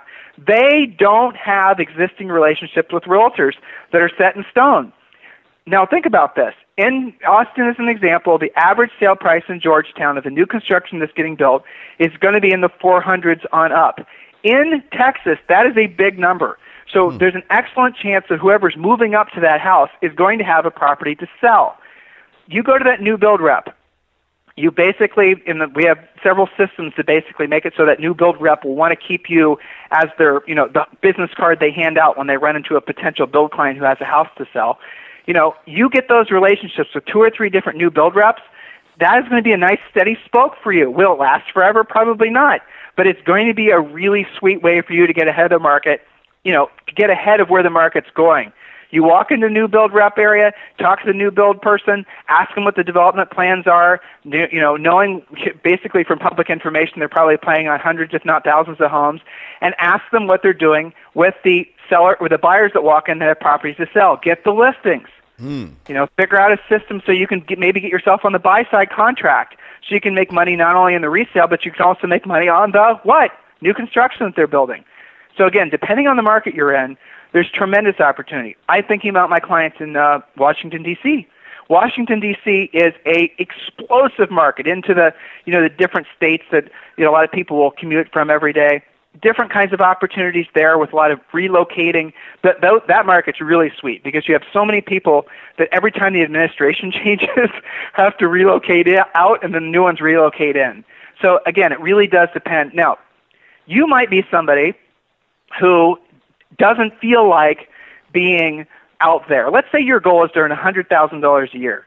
What I would coach you towards, what any of our coaches would coach you towards, are what your greatest strengths are now. We'd ask you where your past clients where your business and closed transactions have come from. We'd ask you, we'd really get to kind of get in your head and understand where your natural abilities are. And then we would help you get better at those things before we introduce something new to you that you're totally uncomfortable with. So this one-size-fits-all coaching approach is obsolete. It's very 20th century. It doesn't work. A lot of you guys have been involved in other coaching companies before, been involved as in it didn't work for you. It didn't work for you because it doesn't work. It didn't work for you not because you're defective, because what you're being told worked before 10 years ago, 15 years ago, 20 years ago, 30 years ago. But it doesn't work in 2014, 15, and 16. So just embrace the opportunity that this market is. It's incredible. Yeah, so that's interesting, Tim. What worked obviously 30 years ago is not going to work today. What people. So NAR came out with a stat, and the group that is buying the most houses, 31% are millennials, right? And it's only pretty much it was even across the board, but millennials are 31 and boomers were 29 or something like that. So what those millennials, if they're selling real estate as well as buying, they're going to default to what's working today, and what didn't exist 30 years is social media. So, maybe, and I'm good at social media, right? One of the things you said earlier is you find out what they're good at and kind of double down and get them better at that. What would you say to that person who says, hey, Tim, look, I'm really good at social media and I have, 5,000 friends and that's what I want to mine to find, prospects, or that's how I want to prospect. Well, it's awesome. I love it. I mean, if that's what you're comfortable doing, I absolutely 100% agree. I'm 44. You're 44, yeah. Toby. I mean, people that you and I are like right on the edge of, of understanding the whole social media thing. I mean, people, I don't know how many years younger than us. You know how you can tell how old somebody is how fast they can type on their mobile phones. You notice that? Yeah. I mean, I have to look at the keyboard, but when I'm around somebody that's like, only 5 years younger than me, they're like able to have a conversation while they're typing away. I don't understand that. I don't either. Anyway. It actually frustrates me, man. Because I'm like, look at me. Don't look. Anyhow. No, Steve, dude, you just touched on it, right? So the social media and stuff, the online relationships have to be taken offline. Yeah. So there was a study that was done, and you just 100% made an awesome point. How people go about making a decision, who they're going to hire to provide, to really, let's just focus on to provide a service, right? I don't remember these numbers, and I'm going to kind of wing it because I don't remember the exact statistics, but just to make a point. So if you had to today hire a roofer, so Toby, I'll walk you through this. Okay. So do you know a roofer? I do. Okay, well, that's a bad example. Sorry. I'll say no, I don't. Okay, there you go. Yeah. So you don't know a roofer. So you don't personally know somebody. So what are you going to do first? You're going to probably go to your friends and your family and people that you trust that maybe might know a roofer, and you're going to ask for a referral then, correct? Here's what I'll actually do. I want to play along. Walk me through this. Walk me through this. I'm saying traditionally, we're not going to break. I'll full circle it in a second. All right. So yeah, that's traditional. Right. Traditionally, so yes. You're going to ask. Right. So the first thing is, who do I know that I trust that I've used before? The second question is going to be, okay, if I don't know anybody, it's going to be, okay, I'm going to ask for a trusted friend or advisor. This is the traditional pre-social media thing, Toby. Yes, I agree. And the last one is I'm going to respond to an ad. That's how everybody goes through making the buying decision traditionally. So what social media has done, it's basically in a lot of ways replaced the first two categories of buying decision making. So who do you know now could be who you actually know in real life, or who you know online that you trust that maybe is one of your friends or someone you've conversed with through social media. So it's been blurred, and it even becomes more blurry when you start working on the referral aspect of it. So the traditional paths that someone would go through when hiring a real estate practitioner would be, who do I know? You know, who have I used in the past? If I don't know somebody, then I might go to the referral aspect. Who do I know that, you know, can send me a referral? That's, you see, guys, how the buy referral only stuff, this is the reason it doesn't work at the same level as it used to. Still works, not at the same level. Please be clear what I'm saying. And the last thing, and the least effective way to go after business is advertising. Statistically, if I remember correctly, it was something like less than 10% of everyone makes their decision who they're going to hire to do any kind of service, let alone list or sell their real estate, a home, based on advertising. And the biggest bulk of people make their decision on who they've used in the past. Those first two categories are now online prominently, especially with people that are only marginally younger than Toby and myself. So they're going to go to their social media. They're going to go to their Facebook. They're literally going to, you know, that's how they're going to make their buying decisions. So absolutely, guys, you have to be online. But please be clear. Your ability to make money is going to be what happens offline, not online. The online is the meeting. Yep. The online is maybe the relationship reinforcing. The after the online contact happens is where the magic happens. I 100% agree, and just to tack on to that, I mean that's why what I tell people is wherever you can throw up a free profile, you know, whether it's Yelp, it's about.me, wherever you can throw up a free profile, throw it on there and try to get, you know, that you need social proof, right? Especially those millennials, right? If you're or really anybody, if I hear about you, I'm going to vet you online. When I go online, I better see you, and I better see some kind of social proof that you do what you say you do, which is you provide awesome service with selling real estate. You're talking about citation sites, right? So yeah, there are probably 20 or 30 high page rank citation sites. That's your LinkedIn. That's your, right, you know, those types of sites. So you do have to do, you know, I don't have a business relationship with these guys, but there's a great company out there. I talked to one of the owners called brandyourself.com. I don't know if you checked them out, Toby. No, I've never heard of them. But it's basically all it is reputation management, SEO stuff. But at the end of the day, their approach is white hat. It's, you know, above board. It's per Google specs.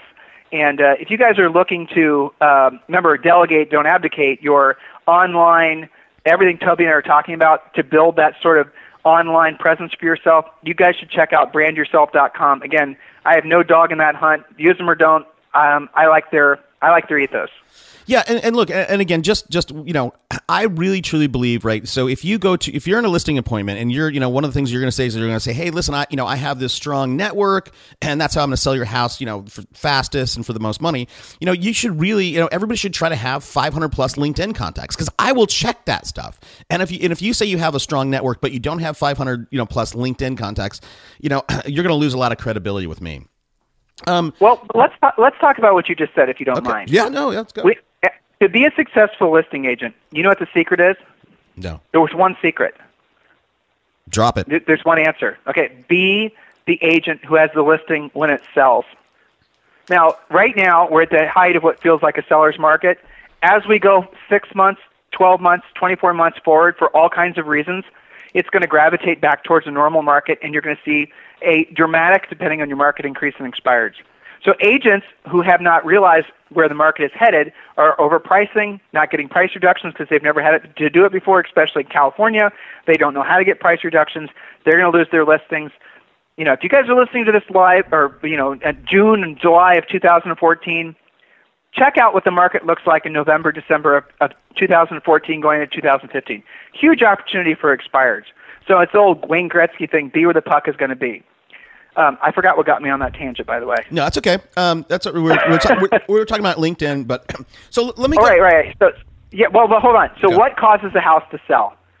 We have as superstars, coaching clients, some of the guys from the Bravo TV show, and you guys watch that show, selling New York or selling LA, and you're going to watch these guys throwing these parties and doing all this stuff. That's just the TV show. What causes a house to sell is price. When it comes down to selling real estate, it's price, condition, and location, right? And so, Mr. Seller, rolling into a script here, I can't, conditionalize, Mr. Seller, are you planning on changing anything dramatic about the house? Adding a bedroom, remodeling a kitchen? No. Okay. So location is the location is. It's not like we can, pick the house up and turn it or move it on a different street. So the only thing we can have a positive effect on, Mr. Seller, is the price. So when it comes to selling real estate, the bottom line is when it's priced correctly, even in a, bad seller's market, the house will sell. It's always coming down to price. Your job as a realtor who is going to learn how to be a successful listing agent, especially if we're coaching you, is to convince the seller to list the house with you. The selling of the house comes down to price. Your job is to convince them that you're the one that has enough experience to present them on the market, present their house, their product on the market.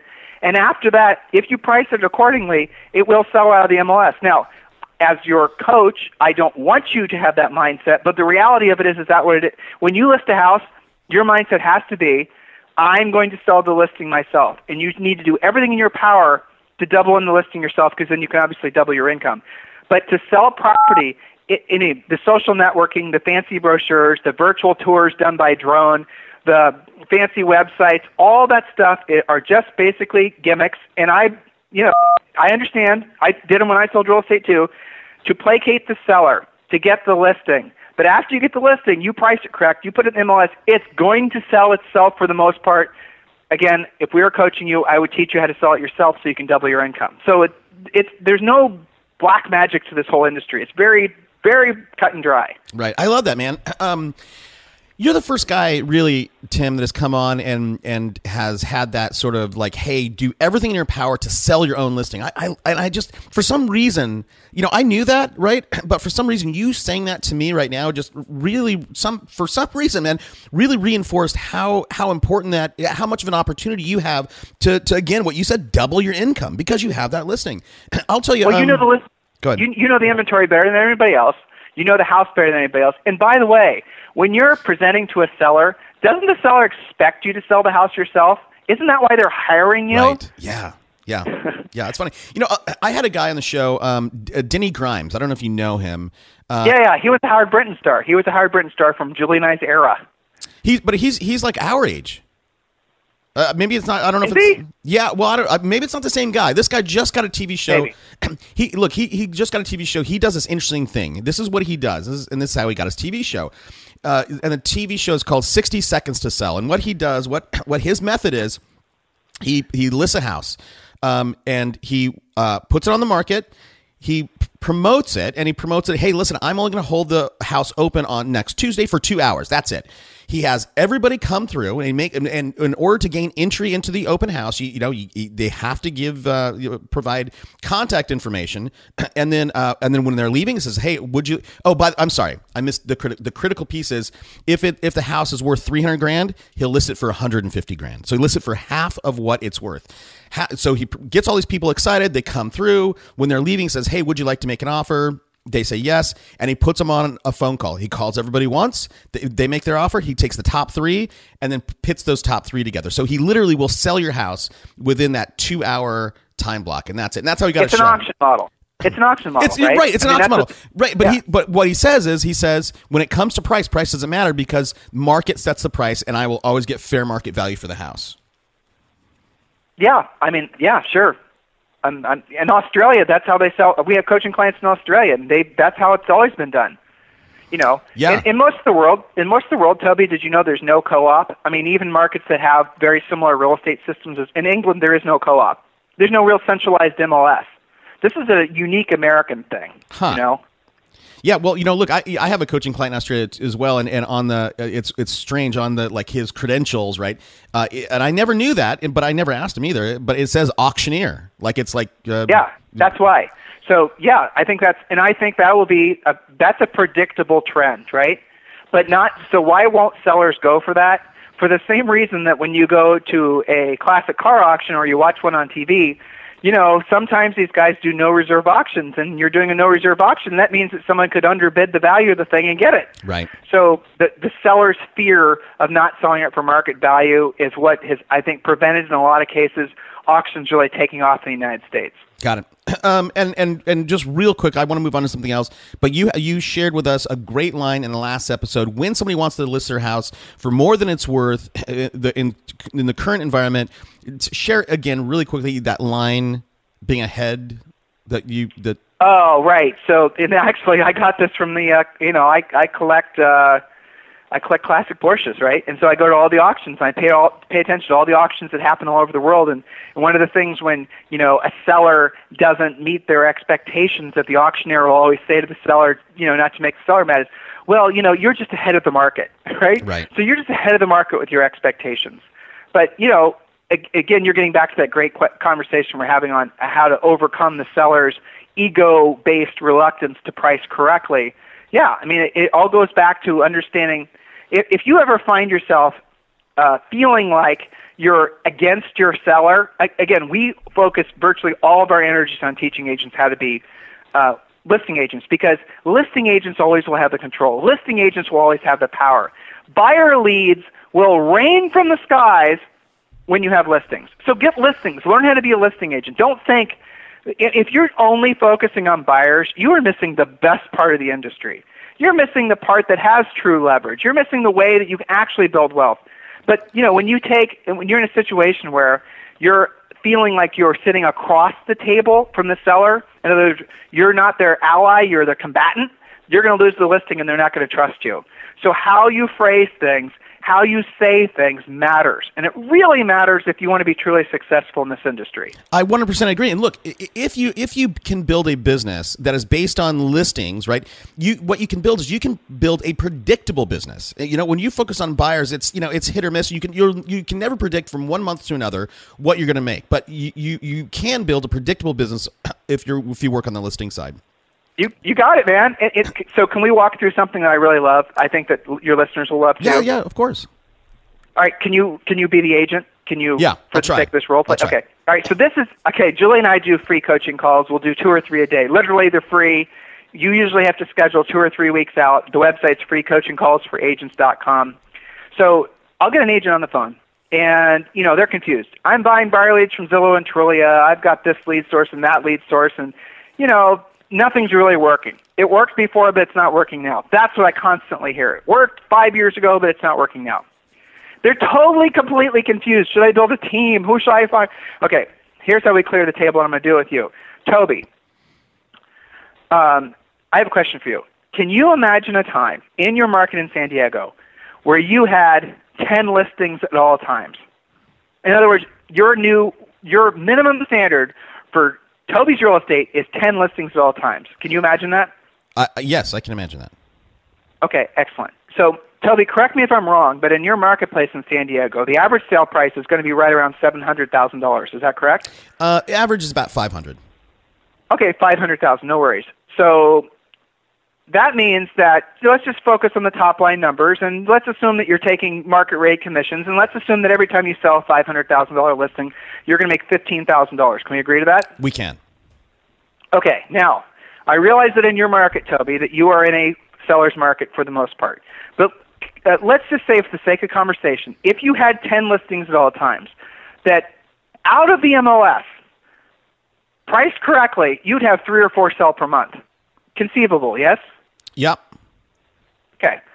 If you had 10 listings at all times, and you were making $15,000 every time one sold, Toby, you would be making an average of $720,000 per year. That's the real number. In all actuality, you'd make more than that because you would have more than 3 or 4 sell per month because your market's hot right now. Right. How does that work? 15,000 times 4, 60 grand. 60 grand times 12 is $720,000 a year. That's how much money you'd make if you had 10 listings at all times. How does that resonate considering all the other things that you had going on in your head? How do you feel about that? I love it. I love it. How do I get to 10? All right. Thank you for asking that question. So here's how it works. You've been on a plane many times before, I'm sure. So, let's just, I'm not a pilot, but I've certainly been on tons of planes. When you are taking off, there's 3 stages to any flight, right? There's taking off, there's cruising, and there's landing. Where does the pilot use most of its fuel? Taking off, cruising, or landing? Taking off. All right. You have to break the forces of gravity. That's when you're on the plane and the plane's shaking and rattling and rolling, and, some people get really nervous. I mean, Julie is she hates takeoff. She always grabs my hand, and so my fingers turn blue. So taking off is when the plane uses most of its fuel. At your stage, and this is true with most free coaching calls because they're having to embrace the concept of being a listing agent, you're going to have to determine and decide that you're going to put yourself in a mental state where you're willing to put in the work, that no matter what, you're going to keep that throttle down so you can reach up to cruising altitude. Because let's go back to you on the plane. Let's say you're flying the plane. If you all of a sudden go from full throttle because you're trying to reach 30,000 feet so you can be at cruising altitude, and you pull back on the throttle, what happens to the plane? It dips. It dips or worse, right? And that's what most realtors do. They'll go from massive effort. They have some, financial tiger chasing them. They'll get in production. They'll make some money. They'll get some stuff in contract. In other words, the tiger chasing them is the plane taking off, the maximum fuel. They're focused on being frosty and going after opportunities. They accomplish the financial goal or at least have some respite of financial stress. And then they stop doing what they were supposed to do, and then they crash back down. And that's the reason that realtors don't have cash flow. They have cash spurts, because they're constantly going from making the right efforts, then stop making them. Right efforts, stop. So if you think about that plane, you're on that plane. If your goal is to get to cruising altitude, because here's cruising altitude. Cruising altitude is when we have 10 listings at all times, when you have then only to replace what sells per month. Some months it'll be 3 and 4. Some months, let's say in January, it might be 2. Over the course of the year, if you have 10 listings at all times, and that is your business model, nothing more. We don't talk about buyer leads. We don't talk about any of this other stuff. Just getting to and maintaining 10 listings at all times. Clearing the runway and getting to cruising altitude is your goal. It does require a lot of work. Depending on your willingness to work, depending on your existing skill set, it could take you anywhere from realistically 90 to maybe 180 days to get up to and maintain that consistent level, because new skills are going to have to be formed. New habits are going to have to be, pursued. But once you're there, everything gets better. So the question is when you're at cruising altitude and you're making that consistent income, when do you decide to land? And the answer is never. You never land. So if you've now mastered the ability to get to and maintain 10 listings at all times, and let's say you decide you want to buy a house in Cabo, right? Then you put in your head, okay, if I can get to 10 listings at all times, I bet I can relatively easily get to 15 listings at all times and add 50 to 100% income per year. Then you do what you did before, more effort, get it up to a certain level, get in the habit of replacing what sells. Guys, that is the beauty of being a listing agent. You don't have to fill your mind with all this other garbage, all this other noise.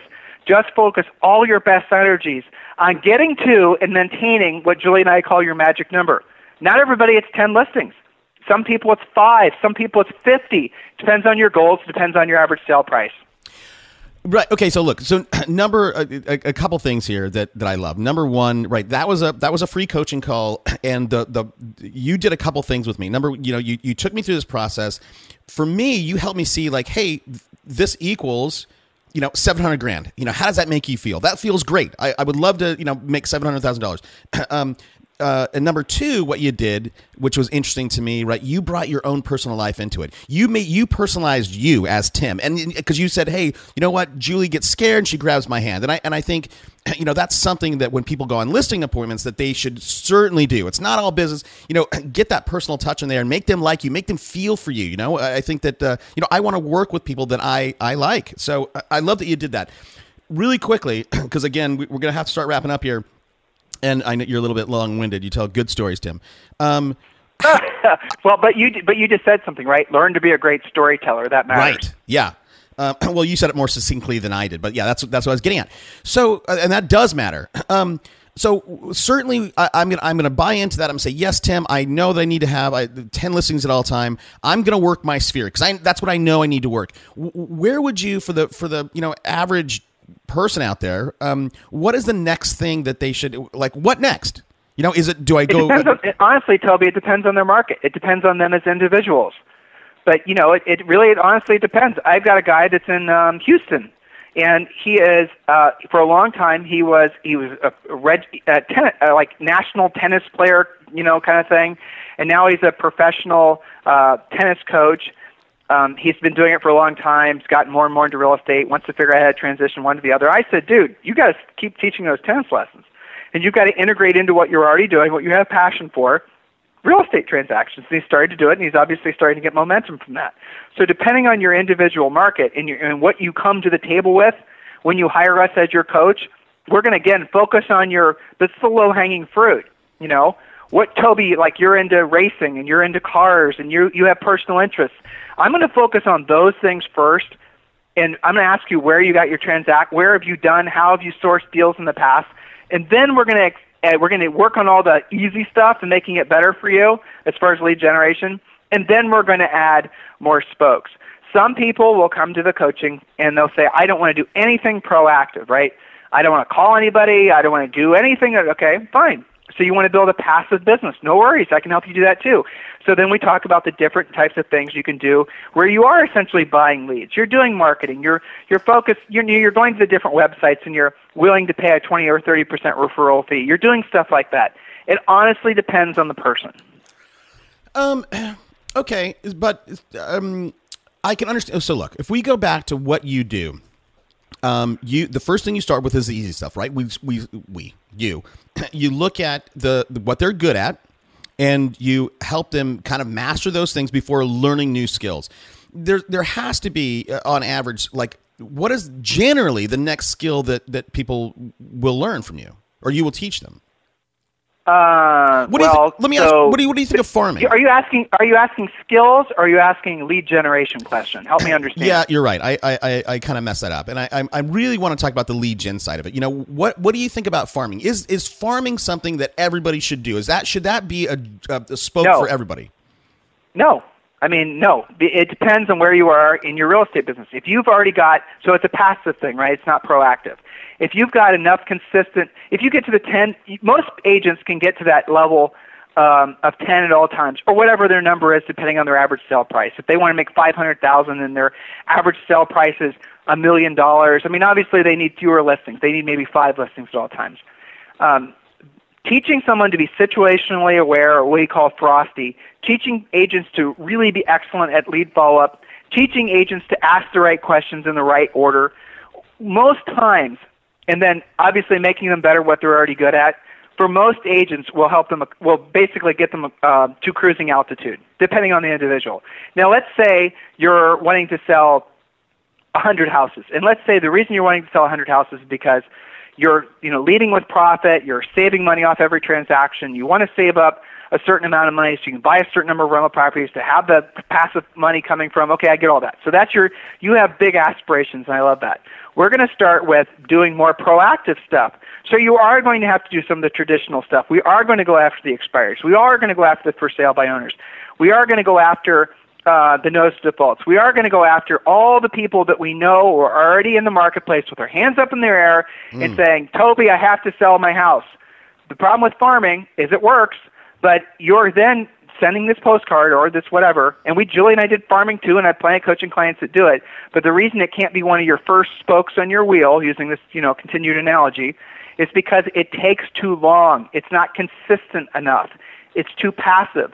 If you come to me and you say, I've got a lot of money, I don't have to work, and I've got coaching clients like that who come to us as millionaires, for whatever reason they have millions of dollars, they don't have to work, they're not wanting to make phone calls, they want to do a geographic farm. I'll tell you what I really like for that is magazines. There's a guy I'm coaching right now who's got a brilliant product, which is Gorgeous Homes Magazine.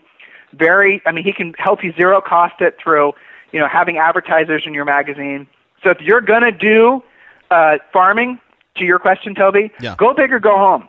Don't do what everybody else is doing. Do something that's completely different. That as soon as that prospective seller has it in their hand, they're going to be, wow, this is incredible. I mean, so if you're going to do things, you got to do things at the next level. You can't be doing what everybody else is doing. Right. That's interesting. I somewhat agree with that, but when I think of farming, I think of I had on the show a guy named Thatch Nguyen. Do you know who that is? Yeah. So Thatch, he told me the story of he knocked on 100 doors a day for 10 years, and we're talking about different things, dude. That's not farming. I totally Really? am advocating that. Whoa. Okay, it's not the same thing. That's being proactive. Okay. Yeah, that's different. So I agree with you. That's 100%. I agree with that. Tell me, because I mean, educate me, Tim. Tell me your definition of farming. What does that mean to you? Well, okay, there's the question, right? So Thatch is a great example of somebody who proactively goes after the business. He understands the power of the contact, and what most people think of farming, Toby, is that they're going to mail something and they're going to hope their phone rings. Thatch is being proactive, and he's going after the business. Hello, this is who I am, this is what I do. And he's going to stay there, say what he's supposed to say, and go to the next one because he has specific contacts, because he knows so many contacts are going to result in so many, what result he's trying to pursue. Right. What most agents do is they'll take a direct mail piece, or they'll do something that's totally passive, hoping and praying that they get a desired result. Got it. So we're kind of talking about the same thing. But if you're asking me, so it's proactive versus passive marketing, right? Okay. Yeah. Got it. What else? That's interesting to me. I lumped all that in together. For me, like when I think of, hey, do you have a farm? That you are certainly proactive, and you're proactively knocking on the doors, and you're doing. And look, so let's talk about really quickly, like passive prospecting, because I talk about this somewhat, and like for me, like passive prospecting or passive marketing is, that is having your car magnets. Say, hey, Tim Harris Real Estate. Maybe wearing your company colors at all times. Maybe having a name badge that says Tim Harris Real Estate. Hey, I'm Tim. What other how else would you what other things would you lump into passive? Well, Toby, virtually everything that's being taught to agents is passive. I mean, think about it. Everything that's being taught to agents is passive. Passive is easy as hell to sell to agents because you can tell them they don't have to have any skills and they don't have to do anything, and the world's going to rain leads on them. Look what's being sold to agents. Go to the NAR convention or your state convention. Every single booth is some whiz-bang idea where you slap in your credit card number and they're going to, send you leads. Right. That's passive. Right. But okay. Listen, let's be clear. Passive can work. But most agents don't come to this industry with a war chest of cash. And I sure as hell don't want you guys going into debt. You got to lead with revenue. Your point of selling real estate is to save money so you can build wealth. The definition of rich is where your money works for you. You no longer have to work for your money. So if you never develop the skills, the proactive skills, then if all you try to do is the passive stuff, you're going to accumulate massive amounts of debt waiting for the business to show up. Got it. Interesting. Okay, that's cool, man. Hey, listen, I don't know if you can be a little bit brief because I don't want to go over, but I'm going to ask you a question that because you have so much here, Tim, and that sometimes with this, I have guys like you come on the show, and I can think of a handful of guys that, for me, man, you're hard to wrangle. Right? My job as a host is I need to try to guide you and get the nuggets out. And, again, you're hard to wrangle, man. So tell me something. Here's the question. Is there something I didn't ask you that I should have asked you that would be valuable to the audience? Yes. This is something that nobody talks about because it's totally unsexy. It's not interesting and it doesn't sell, right? So if you're trying to sell stuff to realtors, most realtors are going to be opportunistic and look for the passive stuff. And here it is.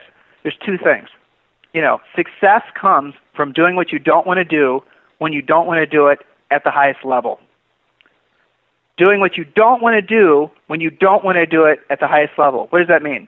When you don't, most agents will only do the proactive things, the things that will make them money, when they feel a certain way. Right. If you wait around to feel a certain way, you're never going to get anywhere. You got to basically accept the fact that the discipline of doing what you don't want to do when you don't want to do it.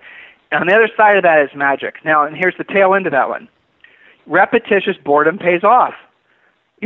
Being bored, not always looking for the excitement of life in business, that's where you're supposed to be. When you have a boring, consistent business, that's when the profits start happening. an exciting business with lots of drama, a lot of people get addicted to that. You're not going to make any money that way. You're not going to help enough people that way. So accept the fact that repetitious boredom pays off, and doing what you don't want to do when you don't want to do it at the highest level, that's where, on the other side of that, that's where the magic is. Many agents they'll it's focus, right? Follow one course until successful. Yeah. They'll Pop-Tart from one from one idea to the next. Yep. And Toby, your questions were kind of geared towards a lot of those ideas. The trendy money-making, get-rich-quick type gimmicks. And let's be clear, some of them work for a short period of time, but they won't work for a long period of time. If you ever hope to be successful, really successful, not just a couple of good years, you have to embrace the fact that repetitious boredom pays off, and doing what you don't want to do when you don't want to do it, that's the hard part, at the highest level, which is the most important part. On the other side of that is everything you want out of life. Yeah, and I mean, that's that pleasure-pain thing, right? Everybody runs toward pleasure and away from pain. And if you can reverse that and run towards the pain, that's where you'll find success. Hey, Tim, man, it's been a delicious interview, and this is the part 2 of 2 hours. We've been on the phone for 2 hours and 17 minutes. You've been talking nonstop. I drank 2 bottles of water, dude. I mean, how's your throat not super dry? I do this shit for a living. Got it. I mean, look, seriously. I mean, when you're going to be a great coach, you have to be able to have doing what you don't want to do when you don't want to do it at the highest level. Got it. Hopefully we delivered, even though I'm sure both of us would have rather maybe been at the beach, Yeah, and I mean, at the end of it, no, yeah. So I just 2 questions to wrap up. One is, do you have a personal habit? Do you think? I mean, look, you and Julie have been successful. You guys were high school sweethearts. You had a successful business when you were in high school. I think the auto detailing thing. You wrote a book, speaking tours. You've had this magical life of success. Is there a habit, Tim, that you have that you think has led to that success that people can model?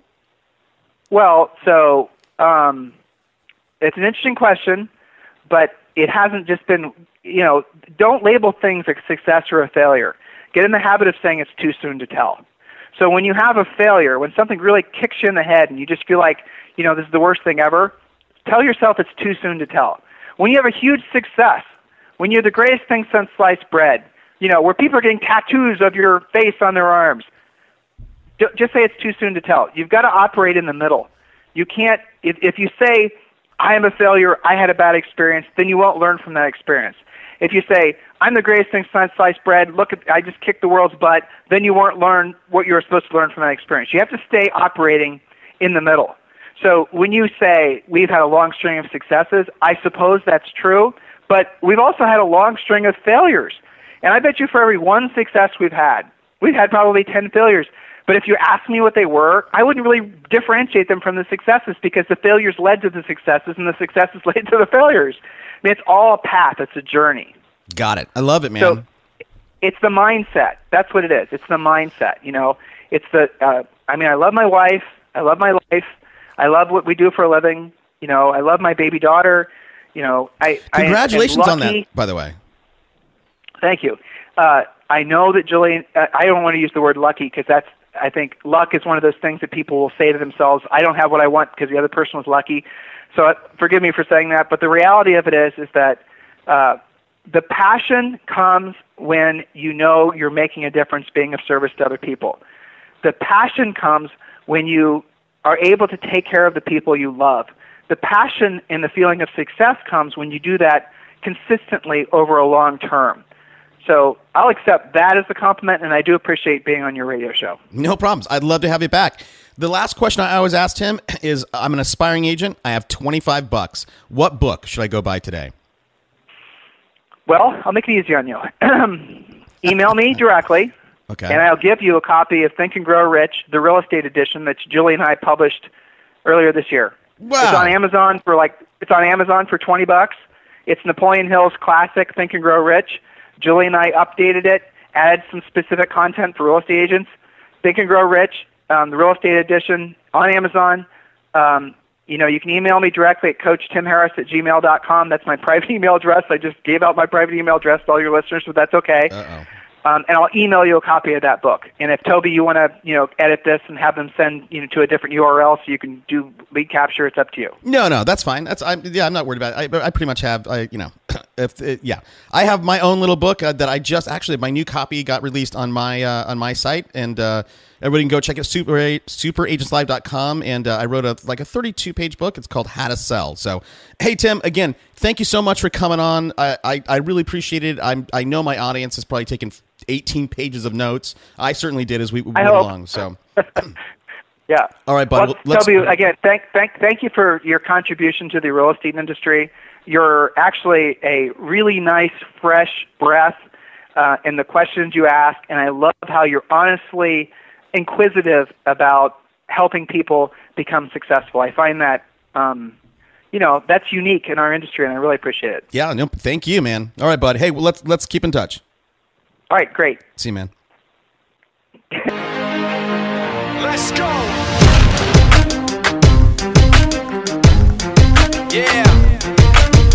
For those of you that want to know what we're all about, it's like this, y'all. This is 10% luck, 20% skill, 15%